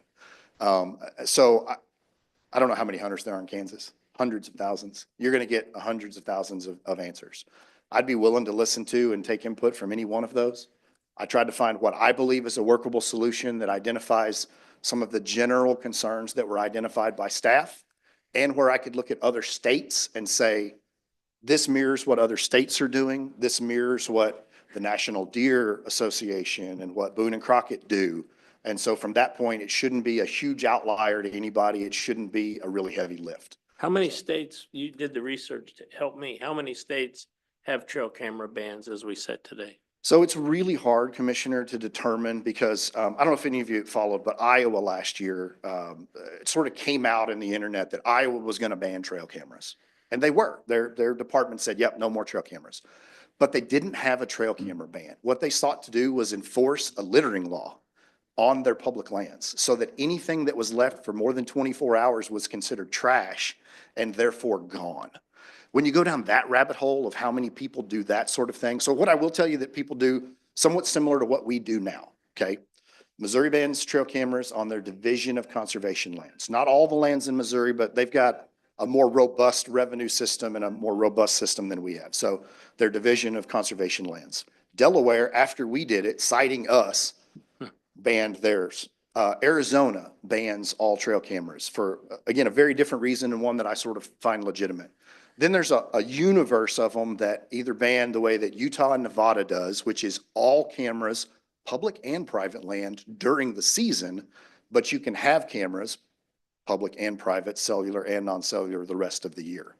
So it's hard to compare apples to apples a little bit. It's sort of why I chose this one is because some of the other main travel states, Montana, Colorado, Alaska, and Kansas for whitetail deer is a main travel state, right? We're an attraction. So what are other states like us doing? And that's sort of what I chose to do. Kentucky tried to do it this last year as well. It exploded on them. And so instead they applied it just to cellular cameras and just for elk. And they backed off everything else, but required this external permit number to be put on. So that's one of the places that I took that from. At one point in time, New Hampshire also banned. After we've banned, they've actually unbanned. And they have a very different scenario where you can hunt other people's private land without permission as long as it's not posted. So they had people putting cameras on people's private land very close to their houses. And so that was a little bit different scenario. So they kind of backed off of that and tweaked their rules a little bit. But we're talking sub 20 that regulated any way whatsoever. And I think 3 to maybe 4 that regulate the way that we do. I think putting the numbers on there is a good idea. Mr. I Chairman. think, Yeah, I think that's, and I think everyone knows right now across the country, there's a huge public outcry because in this, they're talking about selling off some this public land sale. And people are saying, hey, the public lands belong to we the people. The hue and cry across the country is the public lands belong to we the people. And it just seems odd to me that, and I wasn't part of it, but I just don't understand the concept of we have 1% or a small percent of we the people land in Kansas, and we're going to make it harder for we the people to utilize that 1%. Just doesn't make sense to me. And I look forward to more robust discussion on that, but that's just my initial thought. So you've won me over. Go ahead. Sorry. John, I did have a question. Yes, sir. Of those states where there is no ban, what is the percentage of public land? You mentioned Alaska, Montana, Colorado. What is the percentage of public land in those states? I haven't done a 50-state evaluation. I can look at them. I mean, there's not, in most cases, a lot of public huntable land in the southeast. Southeast sort of Whitetail Haven, there's very little, if any. I'm not aware of any trail camera bans or regulations down there. So it's primarily a private state. Quite frankly, you get along the west coast of Colorado and Oregon and Washington, they don't have trail camera bans out there either. So Yeah, but I'm thinking the further you move west, you have very, very high percentages of Absolutely. public land. Like, I mean, Alaska, over 50%, Montana, over 40%. And I'm not certain about Colorado, so I won't throw out it's a Very high. nebulous, but it's very Very high. And so I just want to emphasize to the commission, that's the difference. There is a lot of conflict on the lands that we have huntable, public lands that we have huntable in Kansas. And as an agency, even prior to me, I think that is what they're trying to manage, that conflict among users. But if I may, Mr. Chairman, Mr. Secretary, the states that have very high public lands they have a much higher percentage of trail camera regulations and bans. The states, as you go east, particularly east of the Mississippi, where there is very little to almost no public land, they have very little to almost no regulation. So they have high populations, low ability to have public land, and no regulation. So, I mean, I understand exactly the point you're making. I just don't think the numbers bear that out. I'd love to look into it a little more. I will try to do that, and I will get that information to you. Thank you. Further questions of Mr. Miller? Thank you, Sean. Thank you, Commissioners. Appreciate it. We have additional public comments from the public. Yes, sir. Come forward and identify yourself. Setting too long, I guess. My name's Terry Porter. I'm the Secretary Treasurer for the Kansas Federation of Houndsmen. First of all, I want to apologize for my cell phone going off. If I shut it off, I can't get it turned back on, so I apologize for that.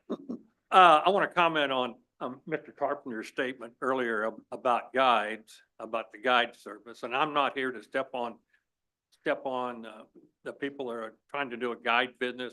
We live in a free enterprise society, and I've got no problem. Somebody wants to start a business. What I was surprised about was that we didn't know how many guides services there were in the state of Kansas. I was really surprised with that. I owned and operated a dog kennel for a number of years. My goodness, the paperwork and stuff I had to do to have a dog kennel. And I raised some coon hounds, I raised Jack Russells, I raised rat terriers, and I raised basset hounds. I've got basset hounds from sea to shining sea, but I had to have I had to, number one, get a permit to do that, that cost. And then I had to have a vet basically on staff according to the paperwork. And I'm just surprised that our guide services aren't having to do, I've got no problem with them, but I'm just surprised that they're having to do that. As a Kansas Registered Houndsman officer, in order for us to have a hunt, or in order for me to have a hunt at my place, I have to buy a permit from the state to have a field trial type situation that costs $22.50 for the year. I'm just surprised that the guide services, A, we don't know who they are, and B, that they aren't having to pay anything. I'm just surprised. So that's it. Thank you all for your offices and what you do. I taught and coached football for 40 years, so I understand you're in a thankless job, and trust me, I understand. So thank you very much. Thank you for your comments. Appreciate that. Other people from the audience? Yes, sir. Tyson? Tyson's here from Glen Elder, Kansas. I had two topics. I'll try to keep brief here. First thing I want to address was the discussion on the public land pressure on the wildlife areas for the waterfowl season. I grew up, I was hardcore waterfowl hunter, probably 10 years. I've not purchased a state waterfowl stamp or waterfowl hunted probably in the past 10 years now.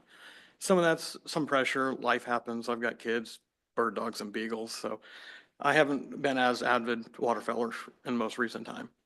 Something I just thought of during some of the discussion was the question is, do we have the ability on the special use permits on the wildlife areas and some of the state park properties? I've utilized that at the time for getting access to areas that wasn't going to be too pressured. It's, you're the only one in there. It's a designated area on the wildlife area or in the state park, like at Glen Elder, Wakanda Lake, and have drawn for those access points and been successful in my hunts at that time. Are non-residents permitted to apply for special use hunting areas on our wildlife areas? Do you know that? I believe so, but I can't give you a direct answer. Okay, right I wasn't sure. I thought maybe it was, they mentioned from Ryan, but that may have been in Arkansas at the time he was referring to. So I thought was one, if we're trying to help with pressure from non-residents in those areas, would it be possible, one, if we are allowing non-residents to enter the drawings for those areas, to exclude them, one, and two, are we able to, within your powers, to expand those areas on the wildlife areas around the lakes or in the state parks to allow another area that would only be applied for from residents to have access to? So now we're not discontinuing non-residents from hunting those state park lakes, but they have an area, the rest of the area, but there's designated area now.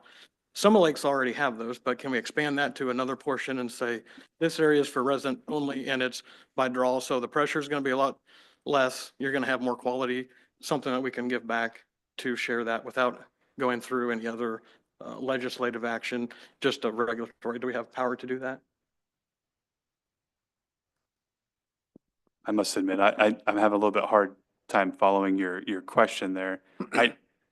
So like at Glen Elder Wildlife Area, there's a date you can apply for a special hunt access permit for a select dates. You get drawn. They tell you when you get 3 days from here to here. You're the only one out there in that designated area. Can we expand that on our properties to include maybe another portion of the lake and also have that included in that same process where only residents can apply to hopefully get some better quality, less pressured area for resident Kansas hunters? Like a homeowner's pool. You can only, if you gotta live in a homeowner's to swim, and if you live in the other neighborhood, you can't swim. That thought. So yeah, cordoning off, like if you're talking about like a specific area, I mean, if you expand that out enough, the question then becomes, if you deter enough non-residents from coming, then do you hit that $200,000 economic impact mark, which is quite frankly a pretty low economic mark. So maybe, yeah, if you were talking about just one area, we look at Glen Elder, and that's the only change you make, then yeah, perhaps you can keep it under that threshold. But once you start expanding things statewide, the numbers go up pretty fast. As far as hitting. So if you, the mention was like 75% resident hunters 25% for guides and non-resident, but I'm not saying something like that. This would be, you know, one other cove, one lagoon, one stretch of beach, that area's, if you're in that area, you've got to be following the permit process for that we already have in the system, but just expand that area to that to where it wouldn't affect any of the 200,000 because they still have, you know, 90% of the lake, but there's an area that they've designated on that lake just for that activity on those select dates within the season. And there's a lot more applicants could be out there and available because it's only one per day in that area. Just an idea, just to look into as an option for. Yeah, and I'm happy to talk to our waterfowl and public lands people to explore that option. It's something I'd never considered, and quite frankly, I don't have the background experience to think up right off the top of my head. Yep, okay, thank you. And the other topic I had, I just wanted to touch base. I'm also with the Kansas Night Hunter Association and wanted to update some information that was mentioned earlier from testimony. Misinformation, but not intentional. I talked to Ken during break too, but just wanted to reiterate from that March meeting from Secretary Kennedy gave the presentation from the survey results, and just wanted to update some information I found from reviewing that. I think the survey looked like it was sent out to 8,000 people. Some numbers mentioned may have been much higher, but there was 8,000 surveys sent out, of which 2,400 were returned. So numbers were a lot different than previously. If you were hearing that and wondering, well, there's an overwhelmingly support for against it. Our interpretation of those surveys were different than what was previously mentioned. And in review of those across all sections, if you want, you can go back and look at that presentation slide, but in review of it, it looks like more than 50% of each category surveyed was in favor of a expanded season of some kind. And as far as the opposition or opposed or discontinue of the season fell below 20% in each of those categories. So the deer hunters, the traditional coyote hunters, the night hunters, the landowners, and the survey or the meeting attendees, overwhelmingly majority, more than 50% of each of those groups surveyed were supportive of expanding the season, and less than 20%, 25% of those opposed to discontinue and that. So just wanted to update that information in case you heard that. Yeah. Appreciate that clarification, Tyson. Is there comments from the commission? Thank you, Tyson. We have additional public comments. We're getting to know you, but please identify yourself one more time. Morning, Madam Solana. Yes, sir. I would suggest to you gentlemen to look up this information. I get it out of Colorado, the Western Livestock Journal, www.wlj.net.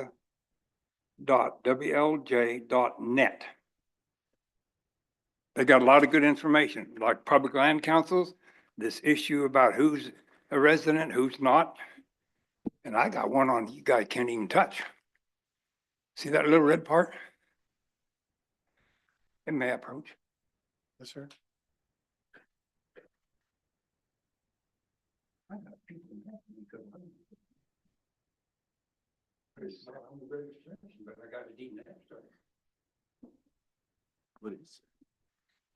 What's his tone? We need you to go back to the mic so we can hear, so everybody can hear you. Go back to the mic so that the public can hear you, the Yep. people online.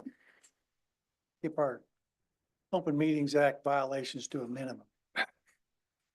Well, we all break the laws. There's only 3.5 acres in there and there's some 10-point bucks in there and I won't let them in there. They're pissed at me. Where is? Where's it at? Yeah, can you tell us the exact coordinates of that, please? How much you want to pay? See your act. Well, they've offered me a lot of money for that. Oh, that's a winner. Okay. Chumming on public property, that's baiting. I talked to Mr. Geifer, called your number a while back about that issue. You need to address that because if you're going to allow chumming, can I use a fish trap? Because that's chumming. It's on public property. You guys got a lot to do. You better buy you a bottle of Prozac. You're going to need it. How many areas in Kansas you have no jurisdiction over? Not even the game warden or law enforcement. It's on federal land. The Native American reservations. Game warden, you can't even go there. if there's a crime committed, it's federal. So you guys can have this job. Thank you. Further public comments from the audience? Mr. Chair, I do have one online. Thank you. Mitchell, Jason. I'm going to ask you to unmute here and Hey, can everybody hear me? yes, we can. Perfect. I would just like to start today with just saying thank you for the opportunity to speak to you guys today. Introduce myself again. My name is Mitchell Moorhead, lifelong resident in the state of Kansas. And I have been here a few times over the past to discuss an issue that I've been extremely passionate about since hearing about its conception, and that is a potential regulation of non-resident waterfowl hunters on our public grounds in the state of Kansas. I would just like to reiterate how badly public land waterfowlers like myself and everyone who I hunt with are desperately counting on this board to work to deliver a reprieve and pressure and overcrowding on our public lands. I'm pretty disheartened that it's sounding like we have another year of an overcrowded season ahead of us on our public grounds.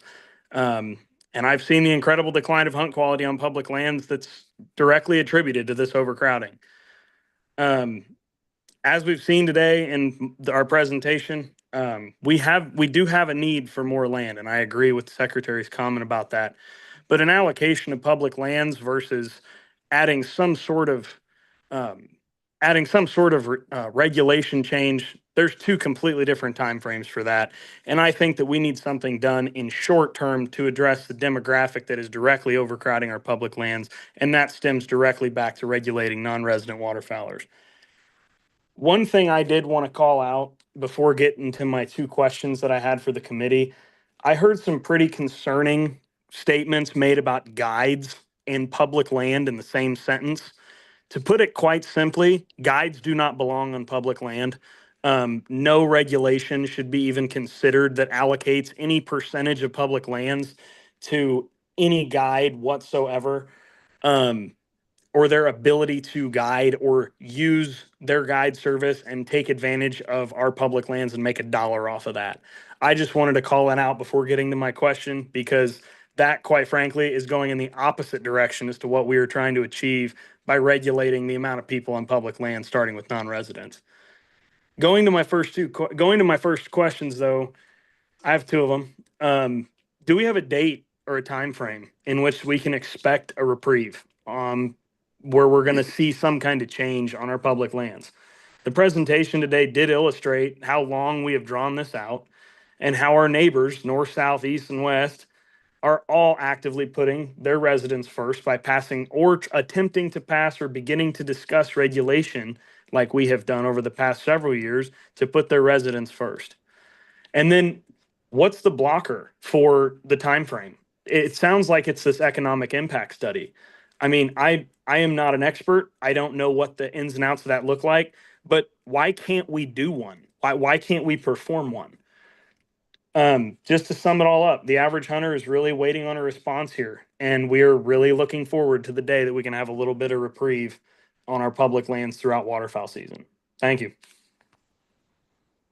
Mitchell, I'll take that question. During the legislative process, consideration of a statute in this regard, there was an attempt to quantify what the economic impact would be and direct the Wildlife and Parks Department agency to bring back information over the next 2 years as to what the potential impact was.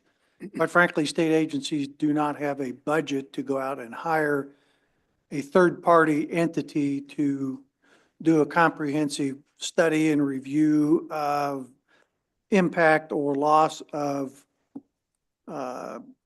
hotel nights, survey people who are in the guide business as to loss of business and that kind of an impact. So it was looked at potentially at a much higher level, number of licenses, perhaps trying to do some sales tax review and so forth. That ultimately did not persuade the governor to sign the bill.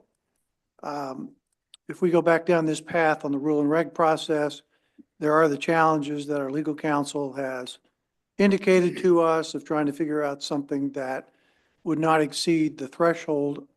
I would note if something went into effect through the legislative process, a bill typically goes into effect July 1, can go into effect earlier, perhaps a month or two earlier, depending upon how fast the bill is passed. But I would say, to be honest, in all likelihood, if this issue is to be addressed in the short term, it's going to be in legislation in 2026 that would go into effect July 1 of 2026. Again, that potentially could be kicked to any later date. January 1 could be kicked to the hunting season of 2027. It's just all part of the legislative process. But until we figure out a way to circumvent the restrictions imposed upon rules and regulations, statute trumps the reg, and the statute doesn't have to go through that process. My comments. Understood. I feel like the direction that this is going, and I can't be alone in this. I feel like the direction that this is going is very stagnant. And I get that, our statute trumps our regulation. I understand that. It just sounds like there's about nothing we can do unless we do an economic impact study, which sounds like we're barred fiscally from performing. And that sounds like a statute issue that I think the state of Kansas needs to address with its different boards and its different committees, like the KDWP. If we're going to have a law in place in the state that says you have to spend XYZ amount of dollars to pass a statute that residents and people on the board are in support of, but the board doesn't have the fiscal ability to do so, I feel like that's a little wrong. And I think that also is something that the board could try and run up. It sounds like we're in a very, very difficult position to get something passed for this, but I really just wanted to reiterate that the average hunter in the state does not want anybody to quit on it. And I know that myself, I am more than happy to volunteer in any way, gather data, interview people, get answers and questions, and fight for this because it's important to me and it's important to a lot of people who, quite frankly, just aren't speaking up and being vocal about it. I would encourage you and anyone else who has similar concerns to communicate with your state representative and state senator. And I Been think on that that's one. Thank you. I will continue that fight as well. Thank you. Commissioner Carpenter, you have a question or a comment? A comment more than anything. Yes, I appreciate your concern about this, and I will tell you that, in the legislative process, whether you like it or not, the squeaky wheel gets the grease. And so I introduced that bill this year. There were 2 people in one hearing in the Senate, and there was 3 people, I believe, testified in the House committee. And so that's what we need. We need to hear from folks like you, folks that are out there. The legislators need to hear, the senators and the House Representatives need to hear about your concerns. I can talk all day long, but a lot of them don't pay any attention to me. And there's probably good reason for that. But anyway, we do need the public comment. Contact your local senators. It did pass the Senate 40-0. And it passed the House 65. The governor vetoed it. So the whole issue is not dead. It's just reconstructing it into a way that we can get it past the legislature. So thank you for your hard work and contact your local representatives. Thank you very much. I appreciate everyone's time today. Thank you. Additional comments online, Jason? Oh, you're here. That is it. That's Okay. all I had. Lauren? Hi, Welcome. Lauren Sill, Hutchinson, Kansas. I understand some of the complexities of the economic impact study, but I am also a bit confused and a bit frustrated why we cannot do a regional case study using Cheyenne Bottoms. Cheyenne Bottoms was completely dry in 2022. In 2023 and 2024, about 10% of the area had water in it. I'm rounding off figures here. from what I had, but about 10% of it had water. Some of that was even in the refuge area that couldn't be hunted. From 97 to 24, the average hunter days were almost 28,000 for the year. The high was over 6,000 in 2013. The low was 1,800 days in 2022 when it was dry. I think some of those were upland hunters in Cheyenne Bottoms. In 2023, there were 964. And in 2024, there were 716 hunter days. Compare that again to that average of 28,000. So you've got 3 years right there of significantly reduced hunter days documented. In addition, you had drops in total visitation because of bird watchers, things like that. And again, they mentioned earlier the change in vendors and vendor dates, but estimated total visitation at the bottoms was in 2020 was about 68,000, 2021, 74,000. 2022, when it was dry, it dropped to about 24,000, so a third of what it was. Don't have 23 and 24. So you've got data there with a significant drop in the number of hunters that far exceeds what you've talked about in regulation or in the statute. Why? And yet, in spite of that, there are new hotels being built in Great Bend. There's new restaurants going in. Why are we not doing an economic study of that region to see what really happened with a decrease in the visitations to a wetland that's the largest inland wetland in the U.S.? It's a wetland of international importance. It's been dry due to drought. Why can we not do a regional impact study? It's not statewide, but it should have some verification. The data's already there. When I called the Great Bend Chamber of Commerce prior to preparing testimony for the legislature in support of that bill this winter, I called the chamber and asked, what have you seen? What's the difference? Well, you'll have to call the education center to see how many visits there are. No, I have that data. I want to know how that decrease has impacted your community economically. No, we're not aware of anything. Okay.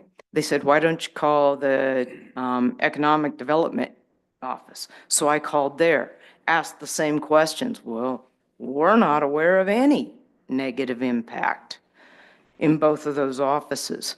So it seems like it's an opportunity for the department to use existing data that's there and not have to expand, because we don't have to manufacture something. We don't have to guess about the decrease in visits. We know how much it was. So is there a reason that we can't do a regional impact study that would be of significant less cost and complexity in putting it together? I think we might be missing an opportunity to support this whole process if we don't do that. Thank you, Lori. Further public comments?